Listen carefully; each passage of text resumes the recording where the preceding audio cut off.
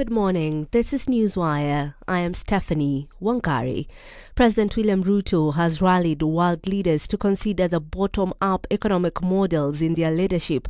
While making his inaugural speech at the United Nations General Assembly, the head of state pointed out that the ingenuity, resilience and energy at the bottom is sometimes called hustling.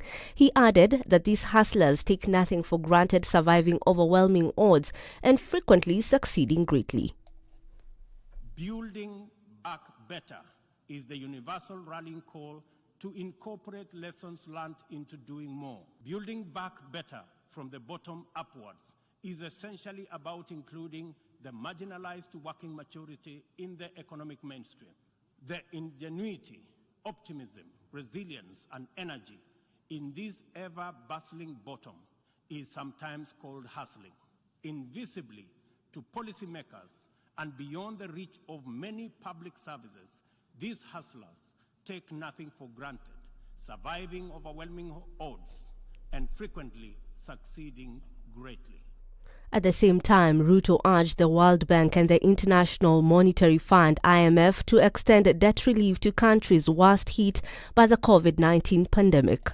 In the Horn of Africa region, severe drought and disruption of supply chains due to the COVID-19 pandemic, as well as the Russia-Ukraine conflict, have left us food insecure, and consequently, we have been constrained to repurpose our strategies to prioritize drought and famine relief, insulating education and disruption, and improving social protection and healthcare systems to secure the well-being of our people.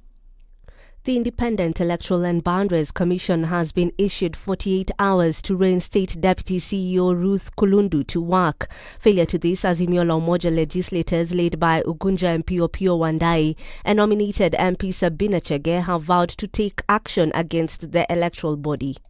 We cannot countenance a situation where public officers, civil servants, are being victimized arbitrarily for no apparent reason, but simply because they have been able to discharge their duties fairly and transparently and impartially. That is the crime Madam Kulundu has committed, discharging her duties and responsibilities impartially and fairly, as is expected of her by the Constitution and the relevant statutes. We have indicated earlier as Azimio team, we are there to defend the rule of law, and we want the lady's case to be handled and justice must be given. We are not begging for it. So there's no way that 3 people can just decide out of 7 commissioners that they're letting her go. What crime did she commit? And I would want it to go public so that we know.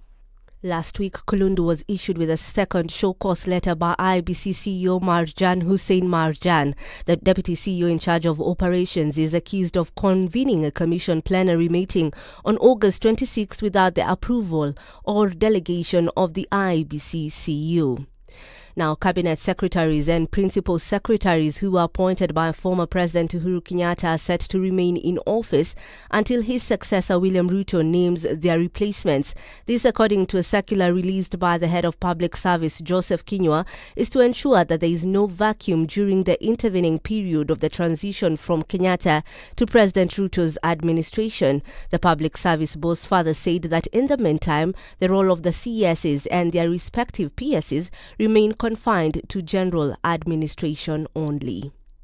Now, the Public Service Commission has invited members of the public to submit their views on the proposed establishment of the position of Chief Administrative Secretary. The position of Chief Administrative Secretary was initially created by former President Uhuru Kenyatta in 2018 in a process that the court later declared unconstitutional.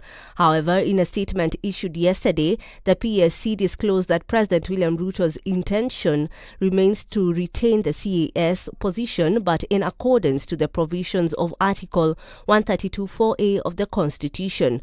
The Commission noted that the functions of the CAS will entail responding to issues touching on the portfolio assigned to the office, providing liaison with the National Assembly and Senate, providing liaison with county government on matters of concurrent mandate and common interest. That's your news at the top of the hour. My name is Stephanie Wangari.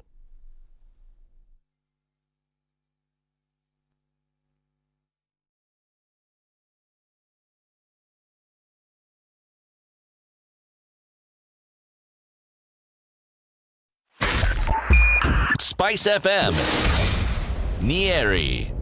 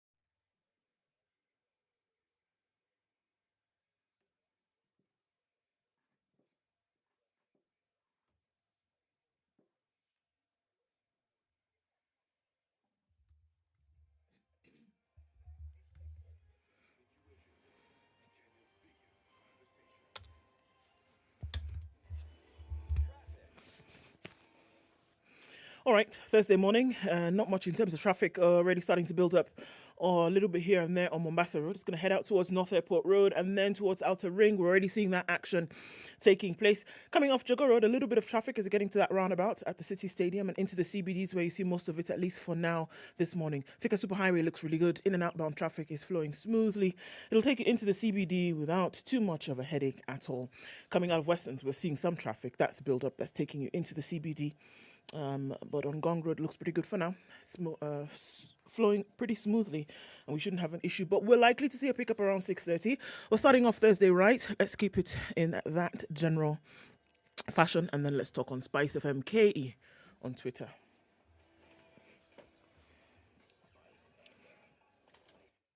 Spice FM. Spice up your life.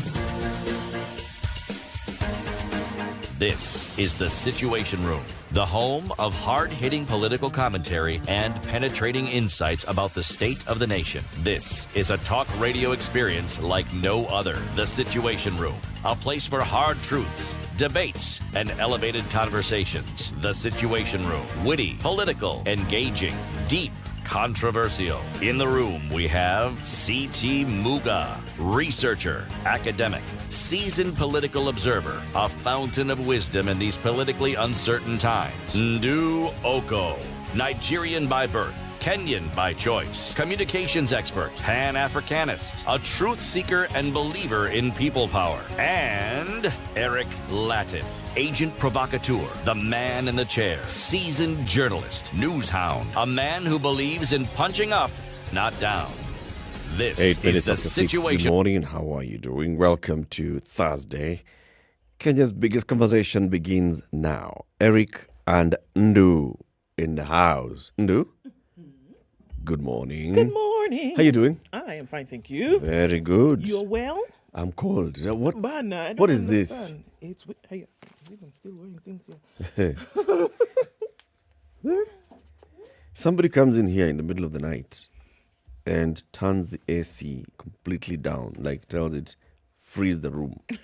Your instructions are to freeze the room. This is not nice. That's what they do. This is not nice at all. But warm weather is coming. It's coming. I can see the sun is already up at this time. It's orange and yellow. So it looks like we're getting to that time. It's warming up. And it looks like it's going to be a pretty hot one this year. Why do you say so? From all indications. What indications? The Met have told us that we're going to see high temperatures. High means what? That it'll be the way it was one of the coldest years, one of the coldest, longest years. It's probably going to be again one of the hottest, going now towards the summer of November, December, January. That's what they've said. Have they given us an indication of the kind of temperatures we are talking about? Not yet. We'll see. We'll be told. Okay. Hey. Okay. Well, the good thing is that it doesn't look like it's going to be raining on Sunday, the 25th, at Ngong Racecourse. It's going to be fine weather. Yeah, it's going to be fine weather as we all go for the Africa Concours d'Elegance. So that is a plus. Yeah, that's it. So you'll be out. It will not be chilly. You can have your great fashion on. Yes. And the weather will be quite welcoming, I think. You don't have to come wearing those things. Pull neck. Turtleneck. Pull neck. No. You should be fine. Yeah? Sindio? Yes. So me with my Masai shuka will be You'll be fine. all right. Oh, yeah, it would have been a bit of a bother if you were wearing your Masai shuka and then I have to wear a pull neck. You'll be good. Ah. With thousands of others coming out to watch and see the classic and vintage vehicles, a day of fun out at the concours at the Nairobi Racecourse on Sunday the 25th. But you had a good day yesterday though. Mimi? Eh. Yes, I did. Siku yako ilikuwa njema. Ilikuwa sawa tu. Si sawa tu, ilikuwa njema ama au la. What's la? Yeah? La ni opposite ya njema. Bad.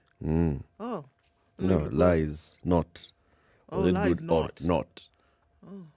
La seems like it should be yeah. But anyway, no. Yes, njema. You see now confusion. Now wewe? Yangu ilikuwa njema pia. Okay, sawa. Yes. It's Thursday. That means it's Justice Thursday, day to have this conversation. So today, we know that President sworn in, MPs sworn in, Senators sworn in, MCRs sworn in, apart from Nairobi, Mombasa, and Kakamega. In Nairobi. Anyway, we'll talk about that later. Okay. So, election petitions then now start finding their way into the system, in the judiciary. So what's the status of election petitions in the judiciary? We'll be joined by two people.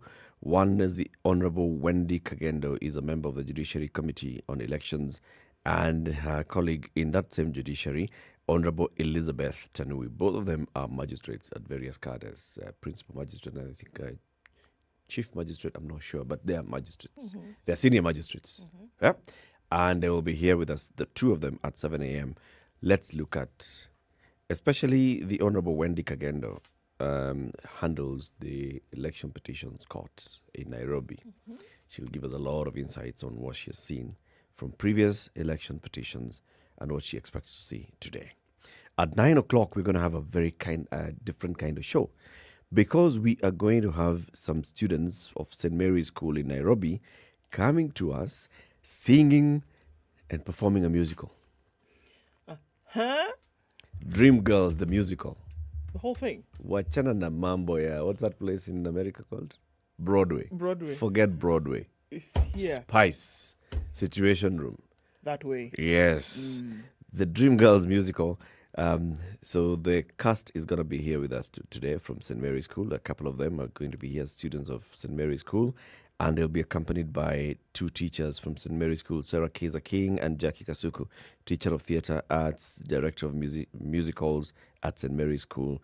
And the other one, Sarah, is a teacher of theatre and arts and director of plays, musicals, and poems at St. Mary's School. That's 9 a.m. We're going to end on a high. It'll be fun. Yes. Tell us about COVID. I will tell you about COVID. Let's look at the numbers in Kenya before I tell you what has happened to the Danish queen after she went to bury another queen in London. 6 new cases in Kenya, 986 was the sample size. It brings the positivity rate down to 0.6%. Another day of 0 recorded deaths, 5 recoveries. We're doing well to commeasure corona, and it seems as though the numbers dwindling around the world are also dwindling in Kenya. So very few cases, 5 in Nairobi, 1 in Siaya County, and we're getting to the place where vaccines are available. People are going out and getting dosed up, so this is a good thing. The call remains, go out and get your shot if you haven't. Get the second one, and then get your booster shots across board. Eric, have you been boosted yet? No. Since the last time? No. No. Have you? Yes. How does it feel? Neither here nor there. Okay. You just know that there is that extra layer. Yeah. Good. Okay. So, I mean, it's interesting because now masks are a thing of the past, unless, mandated by the place where the establishment where you're going to, kind of thing. When rare to see masks being worn, isn't it? Yeah, the ministry had actually advised at the recent peak that you start wearing masks, Yes. especially in confined public places. But it was just an advisory. It was just an advisory. Not There are mandate. very few people who... no, it's not a mandate. And there are very few people who... Or rather, few establishments that are enforcing this. I mean, just think about the places that you've been in the last 1 week. Did you have to put on a mask? Were you stopped at the door kind of thing and say, please, sir, mask iko wapi? Unless, of course, you're going to the SGR. And places like this. SGR and Expressway. Yes. Office, exactly. So you need to ask yourself, okay, what's going on there? The Danish Queen has contracted COVID just a few days after attending Queen Elizabeth II's funeral. After being put on a bus with other After people. being put on a bus with the rest of her counterparts. See? The Queen I of told you. Denmark has tested positive for COVID-19 for the second time this year. The Danish Royal Court has confirmed. Queen Margaret II has cancelled her appointments for this week after the diagnosis Tuesday evening. The 82-year-old monarch was one of 2,000 guests who attended Queen Elizabeth II's state funeral Monday. She's Europe's longest-serving head of state following the British monarch's death. She and Queen Elizabeth were third cousins, both being descended from Queen Victoria. Margaret has been vaccinated against COVID and tested positive in February this year when she presented with mild symptoms. In a statement on the palace website, a spokesperson said she would be recovering at the Fredensborg Palace, north of Copenhagen.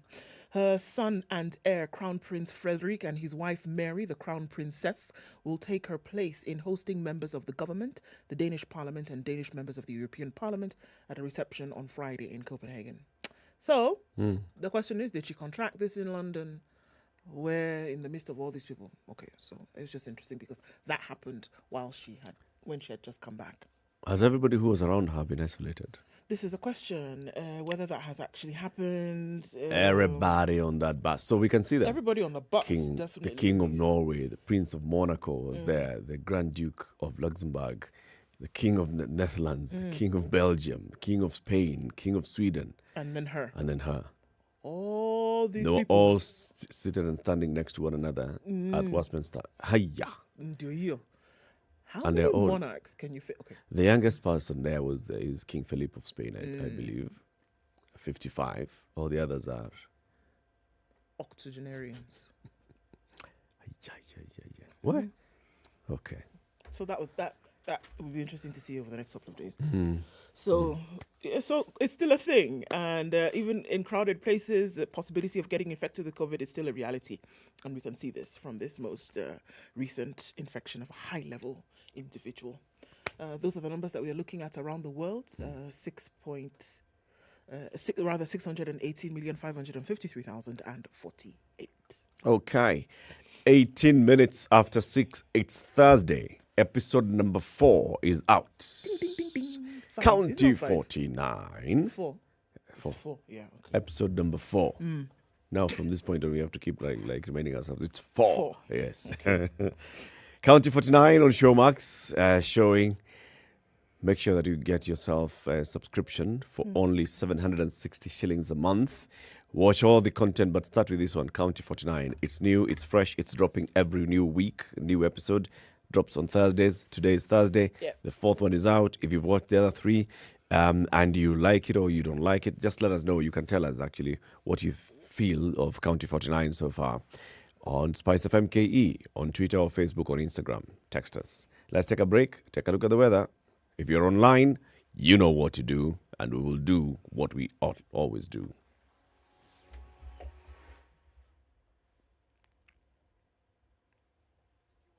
Those are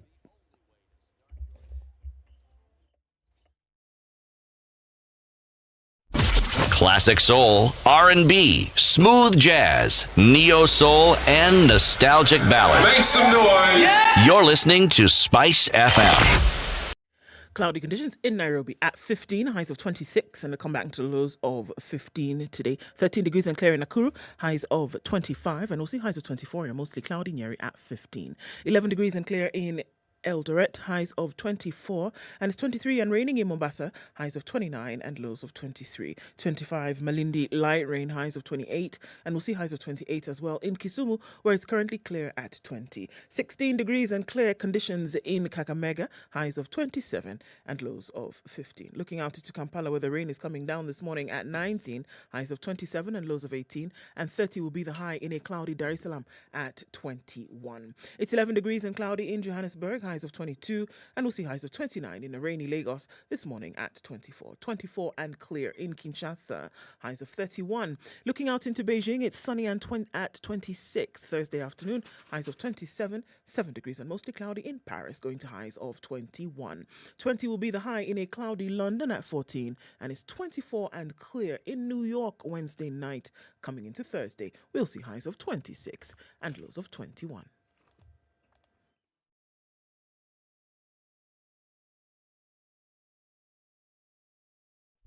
Classic soul, R&B, smooth jazz, neo soul, and nostalgic ballads. Make some noise. Yeah! You're listening to Spice FM. Mature, intelligent talk every morning. Spice up yourself.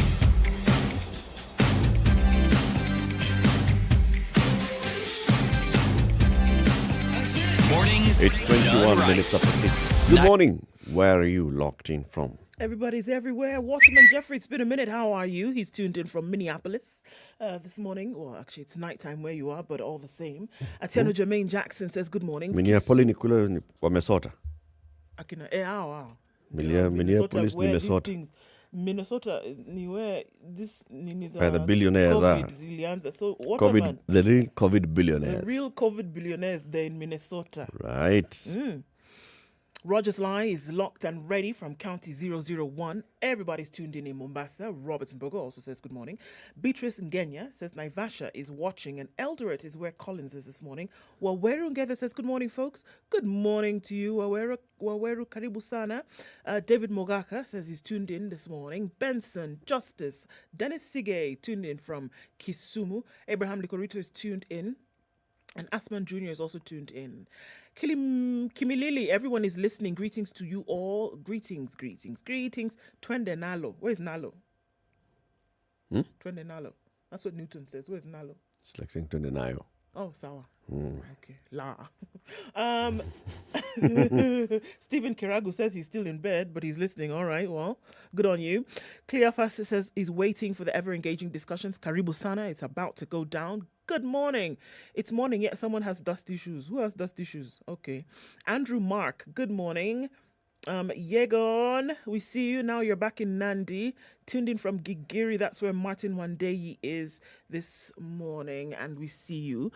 Good morning, already up and ready to build the nation, getting you loud and clear from Homa Bay. That's where Tuti Dan is. Shikamondu, well, Mahraba, is that not how you answer?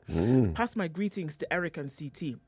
Eric, pass. Greetings arrive. Pass. CT, we'll try that.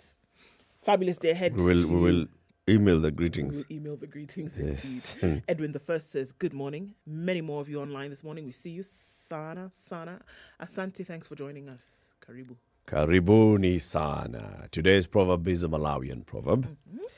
As if it weren't bad enough to fall, the ladder lands on top of you. Guy, it's true. How many problems can you have at once?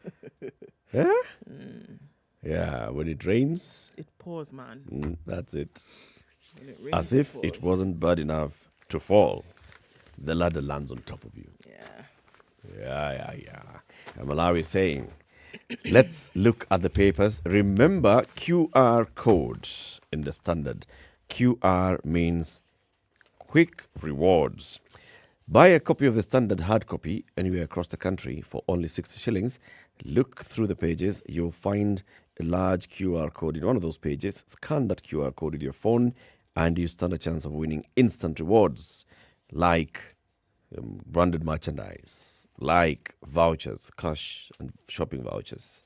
Just buy the Standard and you enjoy what's on the front pages.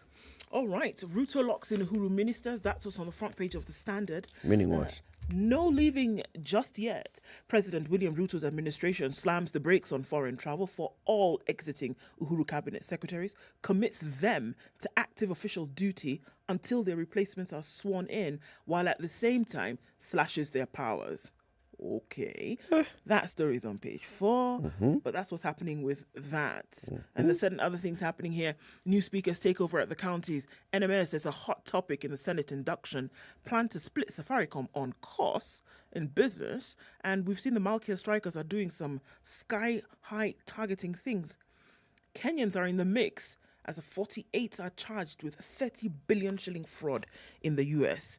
That story is carried also on The Nation, where the front page says, Ruto freezes jobs and tender payments. That was something that jumped out at everybody yesterday. We're not spending any money right now. Everybody who is in office stays there for now. You continue doing your jobs. You will not be allowed to travel. You will stay there until we bring in. We may retain some, we may bring in new ones, but for now, we keep working. So he has frozen what? Jobs meaning we're not hiring. We're not no hiring now, no floating of tenders, nothing. Don't advertise tenders at this point. No, please. Everybody halts. Wait until we Okay. figure it out. There's a picture of President Ruto shaking hands with Antonio Guterres, who is the Secretary General of the United Nations. ODM also calls for a crisis meeting. That is on the front page. What's But a this crisis? story, America on the trail of stolen billions stashed in Kenya. You see that? What's a crisis in ODM? Is a crisis in ODM or is a crisis elsewhere? ODM calls for crisis meeting. When we say crisis, maybe it should have critical. Maybe it should be critical, lending itself to critical, that there's some things that they need to discuss because there seems to be infighting within the party. So they need to sort out their stuff before that it gets to the leadership of the county assemblies. And then more importantly, in terms of hierarchy, the crisis that could essentially topple the ongoings at the National Assembly. So, that one, they're going to have a crisis meeting. But I want to tell you about America being on the trail of stolen billions stashed in Kenya. It's carried on page 6 and 7 of The Nation. And of course, it's carried in the Standard today. So let me tell you. Are you ready? Yes. Okay. How COVID billions stolen from the US was spent. Remember how yesterday I said, you know what? America also has their COVID billionaires, so let's not. It's us.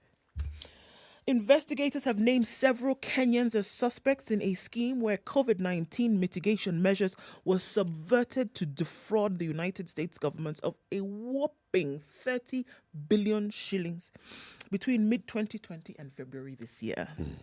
According to the details of an investigation, members of the syndicate using the illegally obtained funds then went on a spending binge around where? The world. The more than 47 suspects acquired prime beachfront homes in Kenya, the US, and Turkey, as well as pricey jewelry and high-end apartments in Nairobi and Dubai.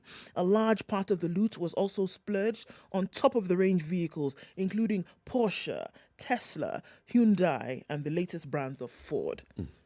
At the time they were busted, the suspects still had more than 14 billion shillings stashed in their bank accounts, held through their own companies, shell outfits, relatives, and other proxies. But they still had how much? 14 billion shillings. They stole how much in total? 30 billion. So all this money that they splashed everywhere, My God, just you still have 14 billion. Yeah. You buy all the cars, you bought come, you everything. bought.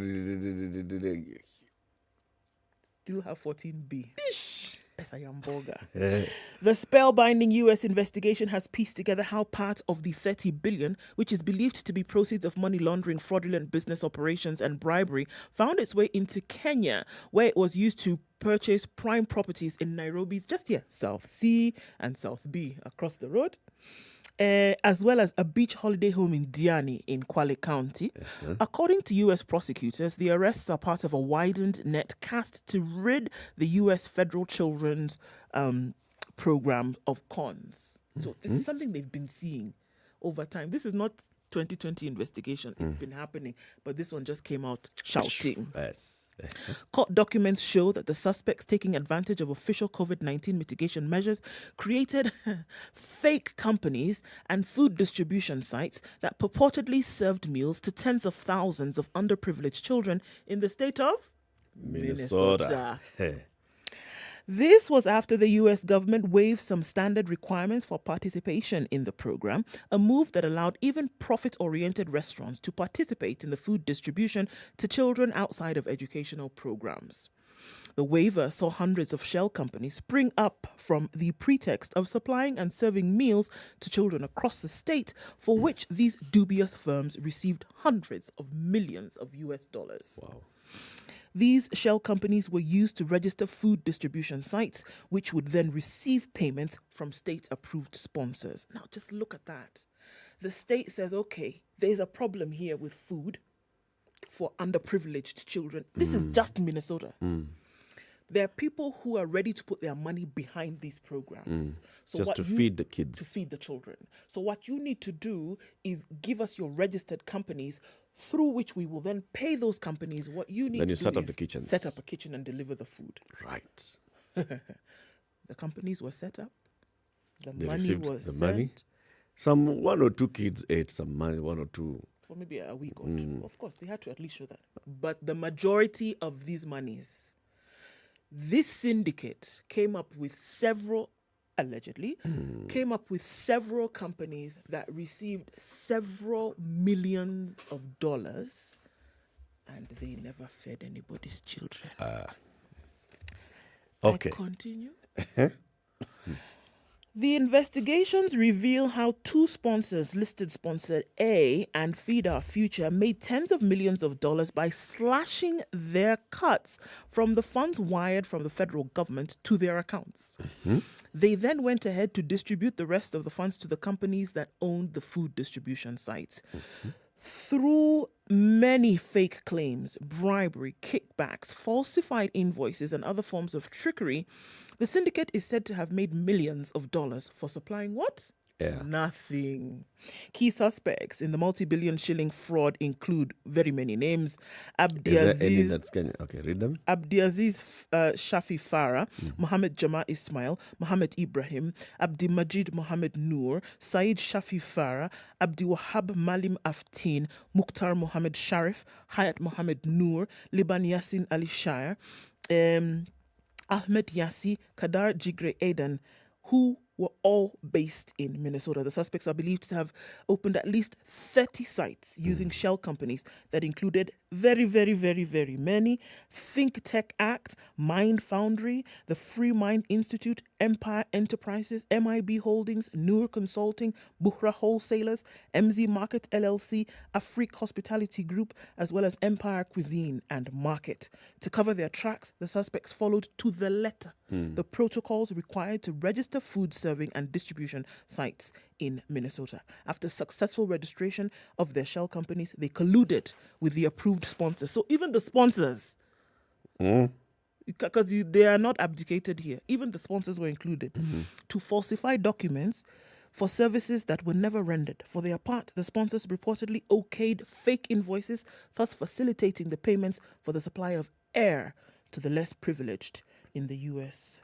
Records show that on diverse dates between May 2021 and February this year, properties worth almost $169.9 million were acquired in Nairobi and Diani by some of the listed suspects. It goes on and on and on, but I just give you some dates here.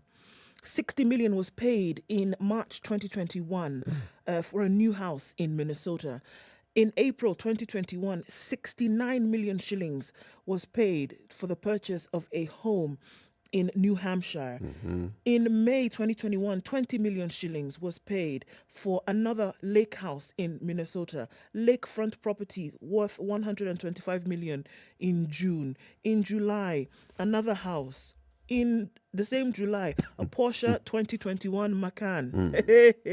75 million towards the purchase of a Sierra pickup truck. It goes on and on. The When purchase was of the South gold, Sea and the South being jewelry. bought? Okay, so we see that 24 million for Empire Enterprises to buy Capital View properties in Nairobi, which is in South Sea.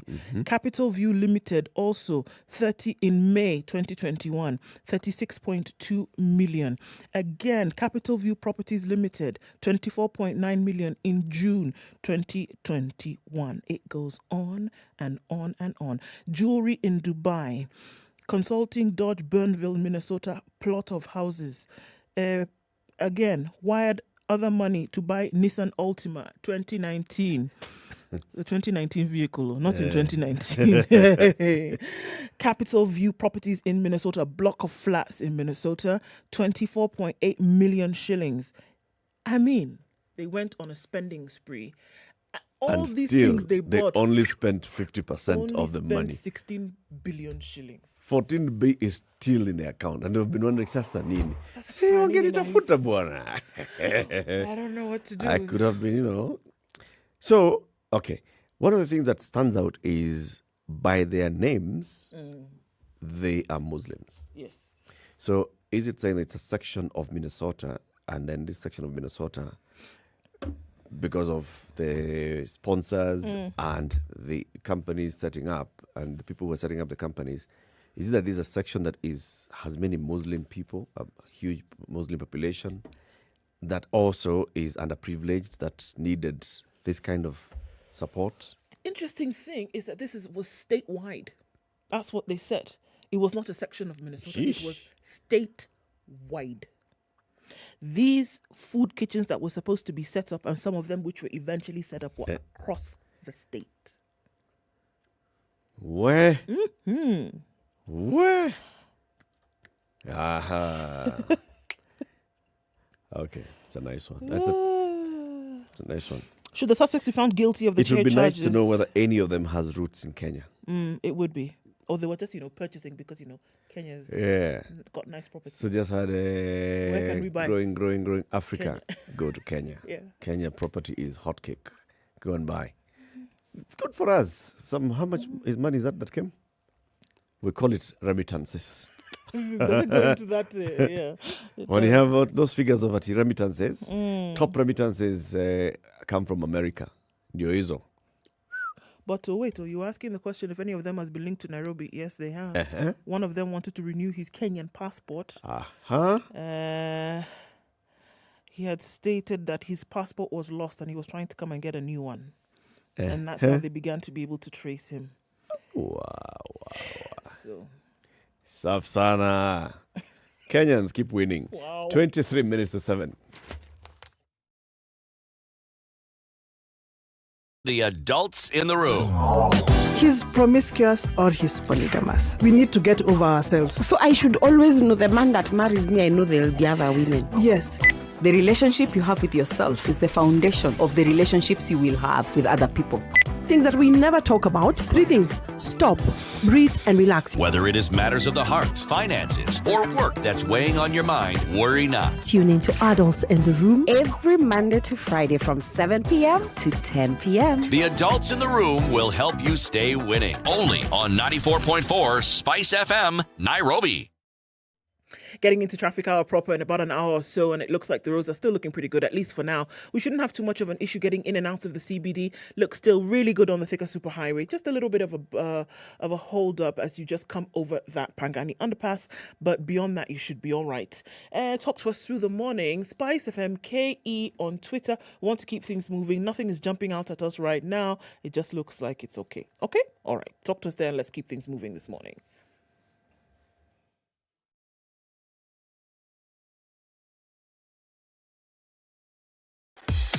Welcome to Spice FM, the best exclusive radio station bringing you the best mix of the best music ever.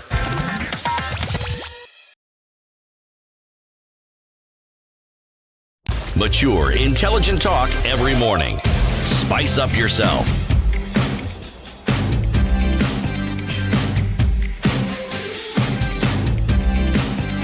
Mornings done right. And the whole conversation around it. Kimilili MP did Marasa had said something, and the teachers are not happy. Yes. Teachers are not happy. Teachers have been irked by a statement by Kimilili MP Didmas Barasa on CBC practicals. KNUT Secretary General Collins Oyu said the remarks painted teachers in bad light. He demands an apology from the lawmaker. Our focus is on utterances made by one Didmas Barasa MP for Kimilili. We feel aggrieved by his words, which are disrespectful, demeaning, and they cast aspersions on teachers. He was speaking at a funeral in Bungoma. The MP accused teachers of taking advantage of CBC to exploit parents. He alleged that teachers have been using CBC to wipe out chickens from homes. That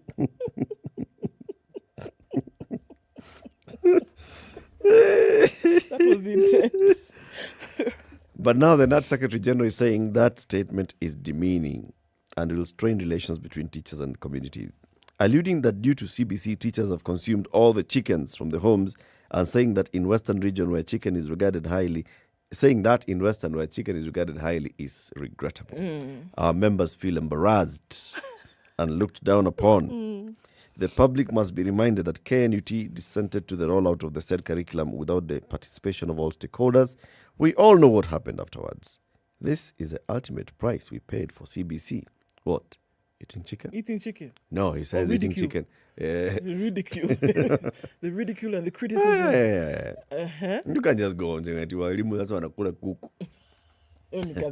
Go bring, with the aid of your parent, catch a chicken and bring it to school. What happens to the chicken thereafter? That's not the issue. That's not the problem. Yeah.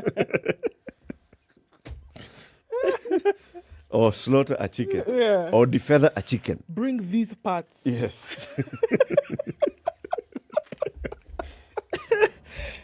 CBC. Telling you. Mwana mengi, man. Yeah. Meanwhile, in Nairobi, these are the counties we are seeing, MCRs have been called. I mean, the governor is supposed to gazette the first sitting of the county assembly. And the governors in other counties have done that. The counties have actually convened. The MCRs have been sworn in, and they've gone on to elect speakers. So we are all seeing stories of speakers being elected in various parts of the country. Yes. In Nairobi, nothing like that, because our governor, His Excellency Johnson Arthur Sakaja, has not gazetted the sitting of the county assembly. Why are they not? 6 weeks after elections, the Nairobi County government is yet to convene its first sitting, where the first order of business is swearing in of MCRs.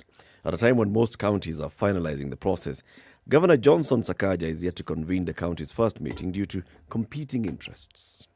Nairobi Senator Edwin Sifuna yesterday called on Sakaja to put election mentality behind him and start serving Kenyans. Sifuna says the assembly needs to be convened as fast as possible. We finish the oath-taking part and have a county government as a whole to start working and put election mentality behind us. We want the governor to know that at times human life is more important than politics. People are suffering because the assembly needs to be in place for seamless service delivery. Officials who were speaking to the Standard said that lobbying and blackmail have intensified for positions in the county executive, including the 10 CECs, board members, 20 chief officers who head the departments at City Hall. Factions are also emerging as the battles for the Speaker's job, the Deputy Speaker's job, and positions in House committees intensify. Sakaja will have to embrace dialogue, though, to remain in charge of this county. That is what an analyst, Martin Andati, has said. Sakaja did not respond to calls from the Standard.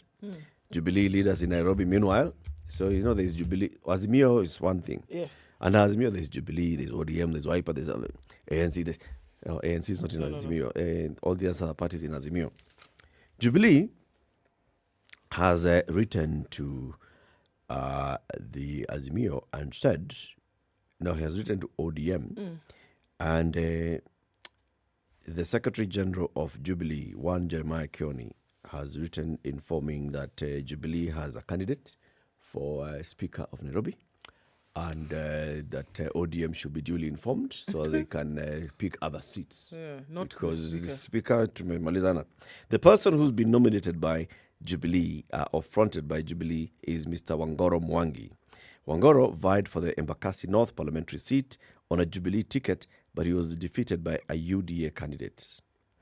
However, the man called Edwin Sifuna, Secretary General of ODM, who is also the Nairobi senator, says, I have not seen any letter from Kioni. It could only be one place. Me, I've not seen at the communication from Kioni. He said he has not seen anything. No. Okay. And then he went on to say, we will write to the county clerk to present our candidate for the position of Speaker. These are the crisis things that Nani is talking about. Remember, I told you that they did what? They said they're calling a crisis meeting. Easy. And Azimio won 44 seats, giving it an upper hand and majority in the county assembly. That is 6 for Jubilee. ODM has 35, Wiper 4. Kenya Kwanza has 36 seats in the county assembly. 35 UDA, Chama cha Kazi 1. 2 candidates are independent. 36 plus 44 is what? 36 plus 44? 80. Huh? Plus 2? 82. Bas. Kuna vile. Now, ODM has a majority. ODM has 35 MCRs. Jubilee has 4. Jubilee has written and said, the speaker with our is us. 4 people, we are the speaker.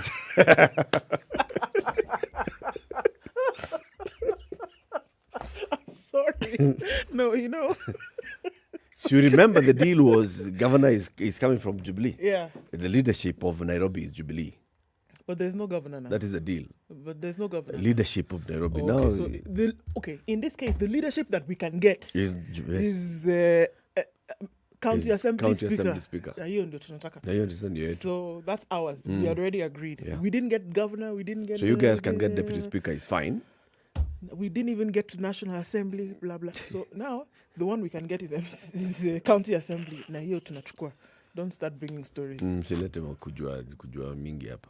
Let me ask you something. This letter that now Nairobi Senator is saying he has not seen, it was necessary for him to receive the letter, Abi? It's necessary for him to know so that, he instructs his members to stand that down. this is our guy. All right, this is the person that we are. Because Jubilee is fronting, as Azimio in coalition, Jubilee is fronting to the clerk, the speaker. Okay. Ni sawa sawa. But now Sifuna said, sisi tuko na speaker yetu bwana. Sijaona barua. Yaani kama mko na speaker, hiyo speaker yenu ni Twitter. Sisi tuko na woofer. We are not all together there. Sisi tuko na subwoofer. Yenu ni ka Twitter. Shauri yenu. Aya, tell us another story and I'll come back and tell you about Makueni. Not normal. Okay, let me tell you how they're telling us that Safaricom is on course to be split. Ooh, that doesn't sound too good, does it? But let's see how and why. It's in the business pages of the Standard today, and plans to split Safaricom Airtel could start in January, according to the CBK. The Central Bank of Kenya says it will back legal efforts to compel Safaricom, Airtel Kenya and Telkom Kenya to split their telecommunications businesses from mobile money transfer and lending units. Now, if you split it, that doesn't necessarily mean it doesn't belong to you, but just have them running as separate entities, I hear is what they're saying. Yeah. CBK Governor Patrick Njoroge said on Monday, a roadmap for the split of the telco's business units could be in place by January next year. We want to be sure that those sorts of issues are dealt with. He was saying in response to a question on the planned reforms from Dagoretti South MP John Kiarie during an induction meeting for MPs in Nairobi. To secure the operations on the money side, we are now much further ahead in this thing, hopefully before the end of the year, but definitely by January. Past legal attempts have failed, and mounting concerns that Safaricom has become too big through its dominant market share in voice, mobile data and mobile money. The new Kenya Kwanza administrators had earlier committed to effecting split Safaricom into several standalone business units, but I'm sure still under the umbrella body of Safaricom. So for me, I'm wondering, it doesn't really make a difference. You're going to split it and call it something else. It's still under the mother company. They're still going to be their own units. But they're saying, let them not operate as one entity with all these separate the business different units. things. Separate the business unit. So, for instance, the one that deals with money goes under different regulation of the central bank. Yeah. Because it's taking in money, you're depositing money, you're saving through products. So they have a partnership with a commercial entity, with a commercial bank, but from the front end, they appear to be a bank operating banking services. So are they under the purview of the Central Bank of Kenya? This other side is communication and data. That is under the Communication Authority. So if you come up with any other business line, let's know. It's a giant company, but it's making different things. And those different things are different companies. They're different companies. PLC can be the holding company. Yeah. These can be under it. Yeah. Can be entities. Yes. Like you have Equity Holdings, and then you have Equity Bank Kenya, Equity Bank Rwanda, Equity Bank DRC, and such. Yeah. Let's see how those talks will be. They said what, by December or definitely by January. We'll see. I know that. We know that Safaricom Airtel might put up a fight.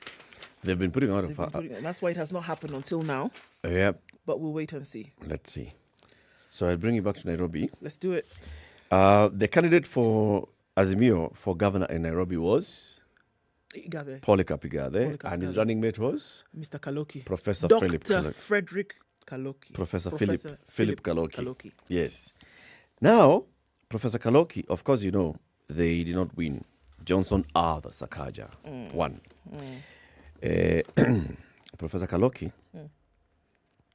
before he had moved his political battles to Nairobi, he had first initially indicated that he'd like to be the governor of Makueni. Yeah. Then he withdrew from that race. He came to Nairobi. Now, after this loss, he went back to Makueni and said, I want to be Speaker of Makueni. So I said, okay. The clerk received the papers, put it before the county assembly after they were sworn in. The other candidate was the immediate former speaker. The immediate former speaker beat Professor Kaloki again. Did you say again like that? Yeah. So there were 2 rounds. First round, you know what happens in the election of a speaker from National Assembly, Senate to counties is the speaker ought to get a 2/3 majority first round. If you don't get a 2/3 majority, then you do a runoff. Okay. And the top 2, then simple majority. It's just like a presidential race. So the first round, 47 members of the county assembly failed to produce a winner, with Douglas Mbilu getting 25 votes, Philip Kaloki getting 22 votes. Oh man, that was close. Just like that. The assembly could have had 48 members. There were only 47 in the house because one of them, who had been elected as an MCA, Janet Kioko, had passed away a month ago. So 47 votes. So in the repeat poll, Douglas Mbilu got an extra vote from someone who had voted for Kaloki previously. So now he got 26 votes, and Kaloki's votes dropped to 21. The man was re-elected, and he assured a good working relationship. Okay. Now, Professor Philip Kaloki has been a member of parliament before. And when Senator Mutula Kilonzo passed on, among the people who were candidates in that by-election was Mutula Kilonzo Jr. And Professor Philip Kaloki. Mutula Kilonzo Jr. won. Professor Philip Kaloki did not win. Okay? But before that thing happened, in 2013, the first elections under the new constitution, Professor Philip Kaloki had vied to be governor of Makueni. Okay. And he lost to Professor Kivutha Kibwana in 2013. Then the by-election for senator, he lost. Then in 2017, Professor Philip Kaloki, he wants to serve his people. He wanted to become the MP for Kibwezi East in 2017. He lost to Jessica Mbalu. In 2022, he wanted to be governor of Makueni. Then he moved to Nairobi. He was running mate for governor in Nairobi. Lost. In 2022, he went back to Makueni. He wanted to be speaker of the county assembly of Makueni. Yesterday, he lost. How much loss can a man take? Imagine. Yeah. Never say die. Clearly. That's the thing about Professor Philip Kaloki. I'm telling you, it's like Atiku in Nigeria. Atiku has run in every presidential campaign since the 80s. Atiku Abubakar. My friend. And he's running again for 2023. Some people who never say die. Until I get this thing, according to them. I'll keep running. I'll keep trying. I mean, I want to serve my people. So badly. The only thing now is you keep shifting. This time you want to be governor, next you want to be senator, next you want to be MP, next you're going to Nairobi, next you want to be... where the opportunity could lie. Are you looking for a job or are you looking to serve? What? What exactly? It's not like Atiku, you're just saying president. One time, it'll give. At some point. Aye. Okay, let's look at one story where we must be really careful about. Kenya is to screen for Ebola after Uganda outbreak. Kenya will start screening truck drivers, bushmeat handlers. I didn't know people have bushmeat in Kenya.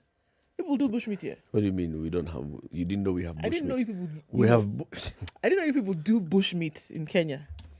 Anyway. Bushmeat handlers, healthcare workers, and travelers for Ebola disease, the Ministry of Health has announced. In a statement, Health Cabinet Secretary Mutahi Kagwe said counties that share borders with the affected countries have been advised to sensitize their residents and healthcare workers to enable them identify Ebola cases, institute prevention measures, and gain proficiency in case and sample management. Mobilize all the relevant stakeholders to initiate prevention, preparedness, and response measures, the CS said. Given that Kenya and Uganda share borders, he pointed out the need for Kenyans to remain vigilant and report any suspicious cases. Uganda has reported Ebola outbreaks in the past, largely influenced by outbreaks in the Democratic Republic of Congo. It is important to note that there is substantial human traffic between Uganda and Kenya for trade and other socio-economic activities. The main form of transport between the two countries is Lake Victoria with the airport connection. All these put Kenya at high risk of disease importation, and therefore we need to be vigilant and report any case, said Mr. Kagwe, adding that the ministry will train health officers and send them to all entry points. Suspected cases are to be quarantined and samples collected for testing. However, a spot check at the Busia common border revealed no screening. Traders from the two countries were crossing the borders freely, even as residents feared the disease would spread to Kenya. Mr. Victor Koa, who is a border operator, acknowledged that he might be putting his life in danger as he transports passengers across the borders. But as we say, not be mind they talk, na belle they talk. You're looking for money. Are you thinking about Ebola? Clearly. How many other cases since that first one in that village in Uganda? Well, the gentleman died, unfortunately. There have not been any more cases. The worrying thing here is that he had all the symptoms. He died, and now they're doing kind of like a track and trace to see who else may have, and he was tested posthumously. Again. So the thing is now doing a track and trace to see who may have come in contact with him and who may have been infected. So that's where the worry is. Now this is the problem, that there's this border crossing without spot checks, without screening. It's an issue. And remember, one of the basic ways of testing for this is a temperature check. So, with your simple basic air gun thermometer, you should be able to do that. But if that's not going on, then there's a bit of a worry, isn't it? Then there's an issue. Yes. Wait. Okay. Screening is important. Screening is very important. There's a story on page 13 of the Standard about drought ravaging several counties. And I think it's important. The legislators from 15 pastoralist counties are asking the government to initiate long-term measures to mitigate drought-induced crisis. Under the Parliamentary Pastoralist Association, they say the situation should not be allowed to get out of hand. They say, okay, so we are seeing the government announcing these plans on fertilizer subsidy and all. We are not hearing what the government is saying about food situation in the country, especially in these parts of the country that are experiencing issues. Hey, man. So they're like, no. What happens? We want to be told exactly what happens. It's a big issue. There are 15 counties where people are hungry. So as we talk about everything else, let's also talk about that one. And it's important to keep highlighting the fact that there are people who have woken up hungry. They are going to spend the day hungry today in this country. Okay. It's coming up to 7 o'clock. We're going to be having our Justice Thursday conversation looking at the election petitions that have been taken to the judiciary and the status of the electoral petitions before the judiciary. County 49, episode 2 is also coming out today. Episode 4, my darling. We said it's 4. 4. Yeah. We said we have to keep saying 4. Episode 4 of County 49 out up today on showmax.com. Yes. Subscribe for as little as 60. 60. Keep it here for more coming up in the next hour. Very good morning to you. It's 7 a.m.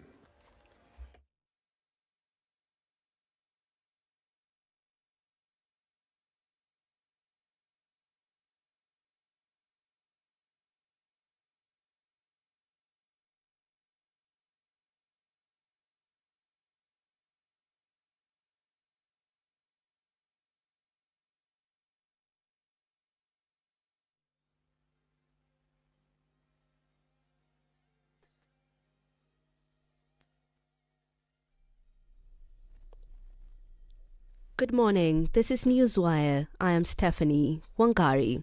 President William Ruto has rallied world leaders to consider the bottom-up economic models in their leadership. While making his inaugural speech at the United Nations General Assembly, the head of state pointed out that the ingenuity, resilience and energy at the bottom is sometimes called hustling.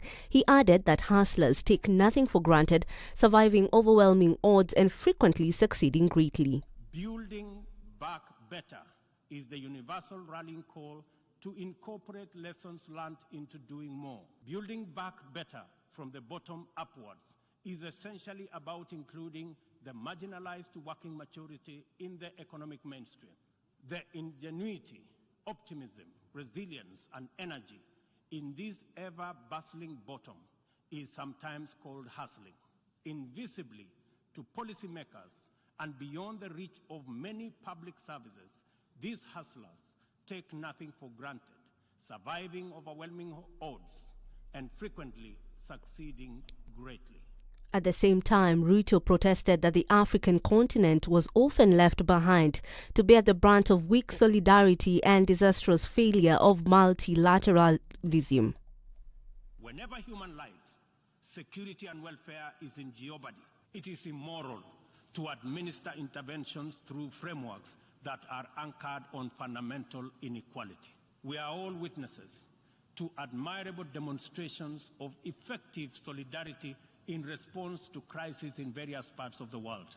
Our knowledge of the possibility of spontaneous yet resolute global solidarity reinforces the African exception as particularly repugnant.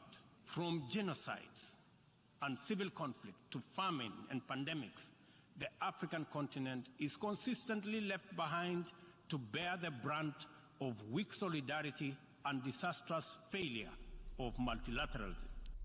Head of Public Service Joseph Kinyua has recommitted back cabinet secretaries and principal secretaries back to the public service until their replacements are announced. Many, especially those who had taken active role in politics, were missing from duty and left PSs to run their ministries. But in a directive by Kinyua yesterday, he reiterated that the tenure of cabinet secretaries and principal secretaries currently in office will only lapse on appointment and swearing in of successor cabinet secretaries or principal secretaries. Kinyua said the ministerial actions during the transitions are limited to general administration and stewardship over the respective dockets. The CSs are now prohibited from implementing new policy in their ministries, cannot travel outside the country on official duty unless sanctioned by President William Ruto, and cannot effect payments exceeding 50 million shillings without prior approval or verification of the National Assembly. They are also unable to appoint members of Board of Management of state corporations or state agencies. Now, the Independent Electoral and Boundaries Commission has been given 48 hours to reinstate Deputy CEO Ruth Kulundu to work. Failure to this, Azimio la Umoja legislators led by Ugunja MP Opiyo Wandayi and nominated MP Sabina Chege have vowed to take action against the electoral body. Last week, Kulundu was issued with a second show cause letter by IBC CEO Marjan Hussein Marjan. We cannot countenance a situation where public officers, civil servants, are being victimized arbitrarily for no apparent reason, but simply because they have been able to discharge their duties fairly and transparently and impartially. That is the crime Madam Kulundu has committed, discharging her duties and responsibilities impartially and fairly, as is expected of her by the Constitution and the relevant statutes. We have indicated earlier as Azimio team, we are there to defend the rule of law. And we want the lady's case to be handled and justice must be given. We are not begging for it. So there's no way that 3 people can just decide out of 7 commissioners that they're letting her go. What crime did she commit? And I would want it to go public so that we know. The Deputy CEO in charge of operations is accused of convening a commission plenary meeting on August 26th without the approval or delegation of the IBC CEO. That's your news at the top of the hour. My name is Stephanie Wangari.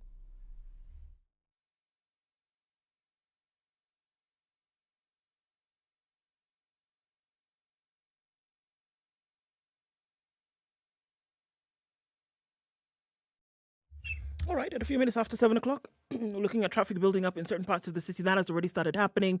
It looks like it's at that time where folks then start to move out into the city. Jogo Road is starting to build up. We're looking at traffic there. Outer Ring is also starting to get to, heightened levels. Coming off the Thika Superhighway, traffic has already started and it's bumper to bumper into the CBD. It's also coming off of Kiambu Road, hot and heavy. Limuru Road looks like it's going to get packed and busy in no time. And we're also looking at traffic coming out of Westlands into the CBD, already doing the thing. Watch out for James Gishuru.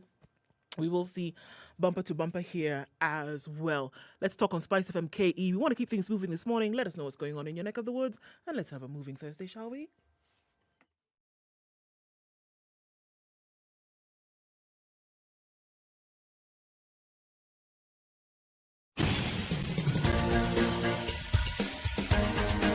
This is The Situation Room, the home of hard-hitting political commentary and penetrating insights about the state of the nation. This is a talk radio experience like no other. The Situation Room, a place for hard truths, debates, and elevated conversations. The Situation Room, witty, political, engaging, deep, controversial. In the room, we have C.T. Muga, researcher, academic, seasoned political observer, a fountain of wisdom in these politically uncertain times. Ndu Oko, Nigerian by birth, Kenyan by choice, communications expert, Pan-Africanist, a truth seeker and believer in people power, and Eric Latif, agent provocateur, the man in the chair, seasoned journalist, news hound, a man who believes in punching up, not 7 down. minutes after 7. This How you is doing? The Situation. Good morning. Welcome to the second hour of Kenya's biggest conversation, the Situation Room.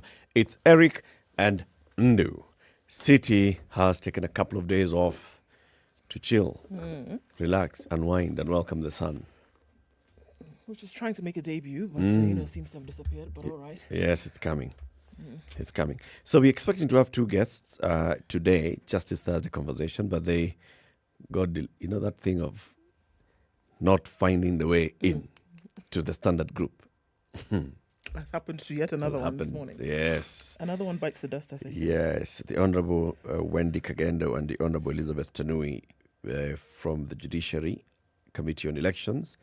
They'll be with us. We'll have that conversation at 8. Meanwhile, let me tell you today's proverb. It's from Malawi. As if it weren't bad enough to fall, the ladder lands on top of you. As if it weren't bad enough to fall, the ladder pungulu on top of you. When it rains, it pours. Completely. It's Maslow's. Right. No, Maslow's hierarchy of It's needs. hierarchy of It's needs, the other that's one is Maslow. who? The other one of What? whatever will go wrong will go wrong. Well, what will be? No, not Kasara. When things go wrong, they keep going wrong. There's somebody else. You know what I'm saying. Right. There's this. You know what I'm saying. I'll find it. That one. We'll remember it. Meanwhile, our president is in New York. Yes, he is. He addressed the United Nations General Assembly yesterday. It was his maiden international speech, and everybody who watched it was like, okay, all right, Mr. President. All right, we've just heard a few of those clips being played in the news just now, where he was saying, look, if the world can come together to deal with some issues, then the world should also be able to come together to deal with other issues. We cannot be here talking about climate change, or the vagaries of climate change, or what it's doing, or it's causing people to lose their livelihoods. People are sleeping hungry because there is failed rainfall. People are sleeping. People are not sleeping maybe in Pakistan because The glaciers are melting. There's heavy flooding in Pakistan. So people have been displaced in their millions. And we all just sit back and, when there's a certain issue somewhere in some part of the world, we can rally. But when it's some other parts of the world, we will talk. We talk about it. We can't continue like that. We've got to work together. And he says there are people who are struggling. And he took the hustler story to the floor of the United Nations. He did. All the world's a stage, as they say. Everybody knows there's a hustler in New York. It's interesting because the statement by President Joe Biden on his socials just the day before talked about the fact that he too is tired of this trickle-down economy. It must be a situation whereby you have the bottom up and the middle out. So the hustler is on that stage this morning. Yes. The hustler in New York, and he's actually making it very clear. I thought that was very interesting that he did not miss an opportunity to tell the rest of the world that it is about time that folks who have been at the bottom of the totem pole have an opportunity, because they're the largest number, have an opportunity to contribute and benefit from a developing economy. Didn't miss the opportunity, made it loud and clear. Yep. And the president has been busy. Even as he's out there, he left instructions to head of public service and secretary of the cabinet, Joseph Kenyua. Can you tell the people who are ministers? I hear it is since I was sworn in, they went on holiday. What? No. Working. You are ministers, you're working. That's the headline in the Standard today. Ruto locks in Uhuru ministers. He says, you know what, people? Even in the Constitution, a cabinet secretary remains as a cabinet secretary until a new one is sworn in. The cabinet remains in office until a new one is sworn in. So you have got to continue discharging your duties as if you are members of the cabinet. Right. And Joseph Kenyua says ministerial actions during the transition are limited to general administration and stewardship over the respective dockets. The CSS are therefore prohibited from implementing new policy in their ministries. They cannot travel outside the country on official duty unless sanctioned by President William Ruto, and they cannot effect payments exceeding 50 million shillings without prior approval and verification of the National Treasury. They are also unable to appoint members of boards of management of state corporations or state agencies. So they've been told, come on, people. Keep working. I expect to hear that you are reporting to work. Okay, you will not in tomorrow's Gazette notice see Eric Latif has been appointed to the chair of the board of... No. You don't have that power. You don't have that power. Wasn't it to be expected, though? Wasn't it to be expected on the part of the cabinet secretaries that the assumption is, as a new president who's come in, the likelihood of him appointing his own cabinet, which would more likely be drawn from those who offered him support during the campaign period or who've always been long-standing allies of his, would be the ones then who would be appointed. The assumption also was that such appointments would be made quickly, or rather such announcement would be made quickly, and then folks can hit the ground running. Far be it from the minds of those who are currently sitting in those positions that they would still be in those positions to date, because these are appointments. They do not have security of tenure, for example. That's true. These are appointed by the president. Yep. So from their point of view, I'm kind of, stepping back, because I do not know if I'm going to be the one who's going to remain in this position. The assumption is that there's going to be somebody else. So for them to kind of hold that, be in limbo in terms of what they should be doing, I don't blame them. No. So you say you work until we tell you that it is over? Yes. Okay. Until you hear that a new cabinet has been appointed. You see, the appointment of a cabinet is not that Ruto wakes up and says, tomorrow so is the minister. Yeah. No. He has to go through the process of nominating, taking those to the National Assembly. They are vetted by the National Assembly, and then now they are appointed. Until that point, you work. Yes. You're earning, after all. And they know they were appointed through the same process. And they know the law, it's expectation. So you keep working. I think maybe what we could be saying is that the president could have called his cabinet immediately, these guys, and told them, okay, so people, I am going to form a new government, as you know. So, of course, the law says that you cannot make any drastic policy decisions and appointments, but I expect you to do this, and the other. Let me know. You'll be reporting to so-and-so on the progress that you've made so far. You'll be working in liaison with such and such a person from my office to get the progress so far on matters affecting your ministry. But then, so at least they know, okay, the president has told us this is what he expects from us. This is the kind of handover that he wants from us. This is the kind of information that he expects from us. So they know what they're waking up to go and do. Otherwise, they wake up, they go to the office, and they're just saying, nimekuja kwa ofisi. Wamekuja? Watu wamekuja?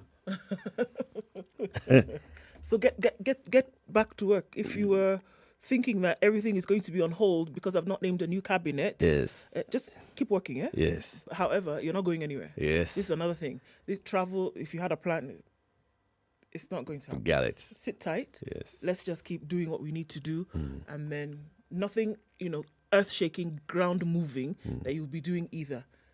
Just get the work done for now until I let you know what is going to happen after this. Yes. So our friend Brian has reminded us of the law that we are forgetting. It's Murphy's Law. Thank you. His name was Murphy. Yes, it was. Murphy's Law. In any field of endeavor, anything that can go wrong will go wrong. Yes. Anything that can go wrong will go wrong. Nature always sides with the hidden flaw. If everything seems to be going well, you've obviously overlooked something. Sheesh. Such a cynical My guy. goodness. Such a... How foreboding. Yeah. So the proverb by the Malawians, as if it weren't bad enough to fall, the ladder lands on top of you. It's part of Murphy's Law. So something else that the president has done. The president has written to the Public Service Commission, and he has told them, I'd like to appoint people into a position called Chief Administrative Secretary. Yes.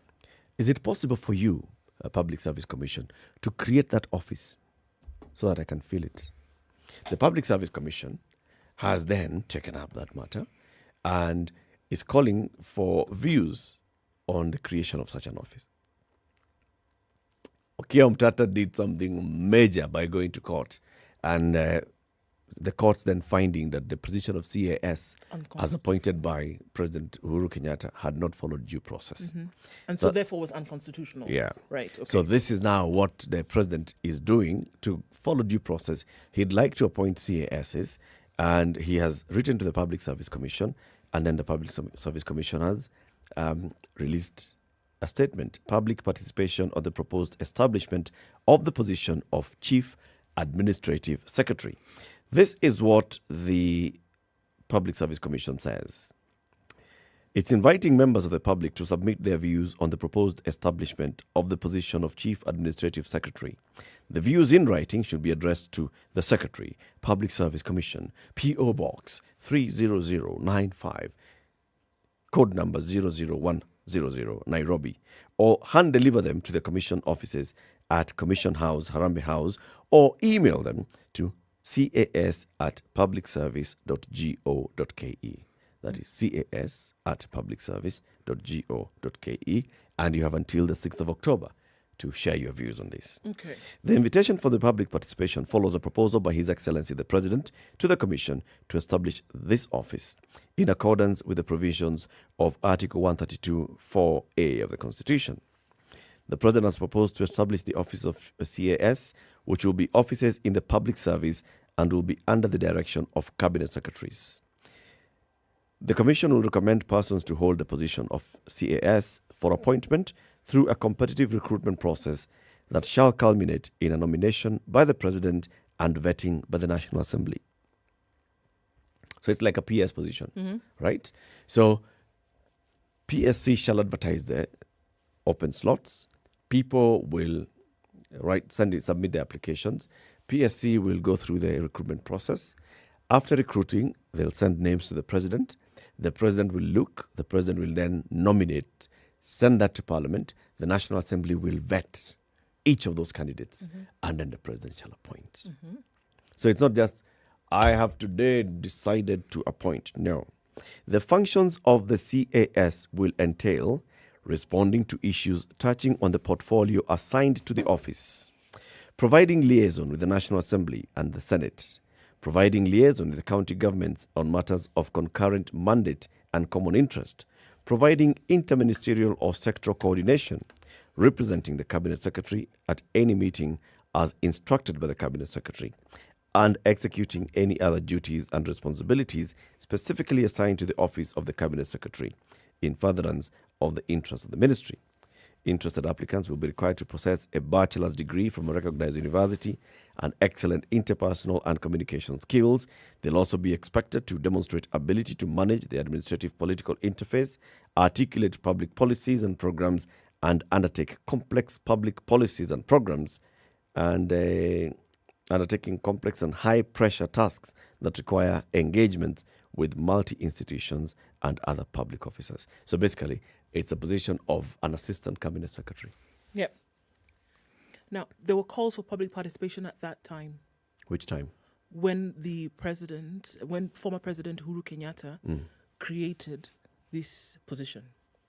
At that time, were there calls for public participation? At that time, Mr. President addressed the country from Mombasa. Yes. And he said, I'm creating a position called CAS, and I am appointing so and so. And these people then came into the position and their job will be basically to learn, especially I'm appointing very many of these people as young people, as people who've not worked in public service before, to learn from the ministers so they can be futures or leaders of tomorrow. It was created as a position to mentor people into positions of future leadership. And to include a large, to include by and large the younger demographic. Yes. Right? Yeah. Okay. Although not all of them, of course, were younger. Of course, not all of them were. We've got people like Beatrice Elachi, the current governor of Kilifi, who was a CAS, and others who are CASs.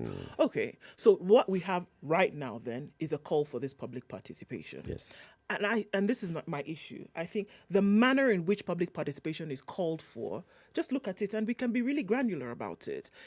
Send in a letter or send in your written thoughts to P.O. Box, for crying out loud. In terms of public participation, does it not just preclude a certain part? And then who's going to say it's gazetted for public participation? Send in a letter. Is there a town hall? What do people really think about this? So, and upon this action is then the decision whether to retain these positions made. So if people don't come out, and then how do you guide?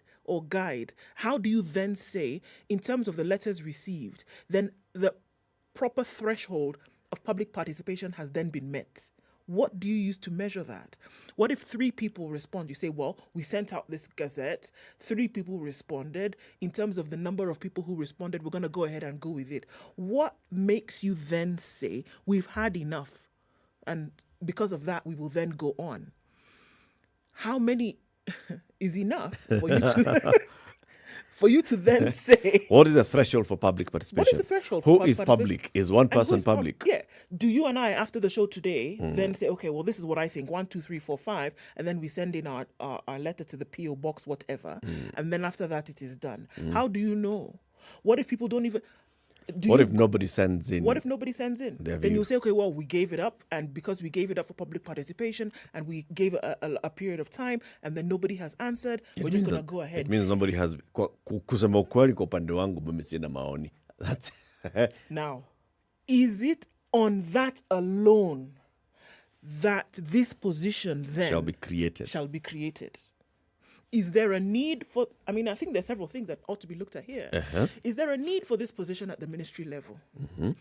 The job description that you've so nicely outlined for us this morning, is it possible for it to be done by somebody else? Before the inclusion of this position, who was carrying out those duties? A PS? But no, it was a lot of work. It was too much work for the PS. Not even for the PS, for the CS. Okay. Because the CS has the policy job.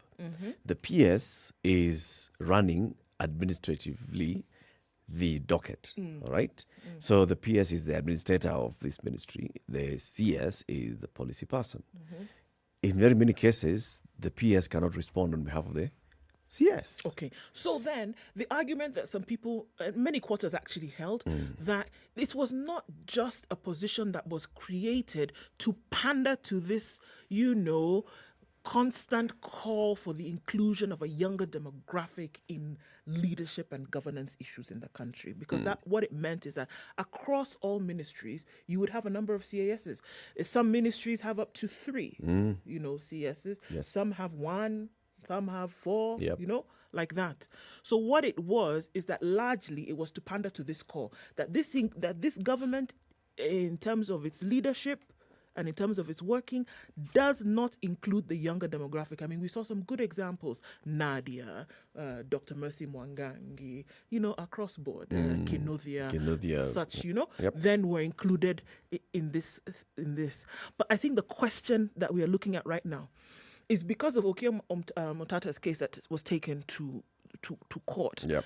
This position has then been deemed unconstitutional because public participation did not take place. And that's where I'm stuck.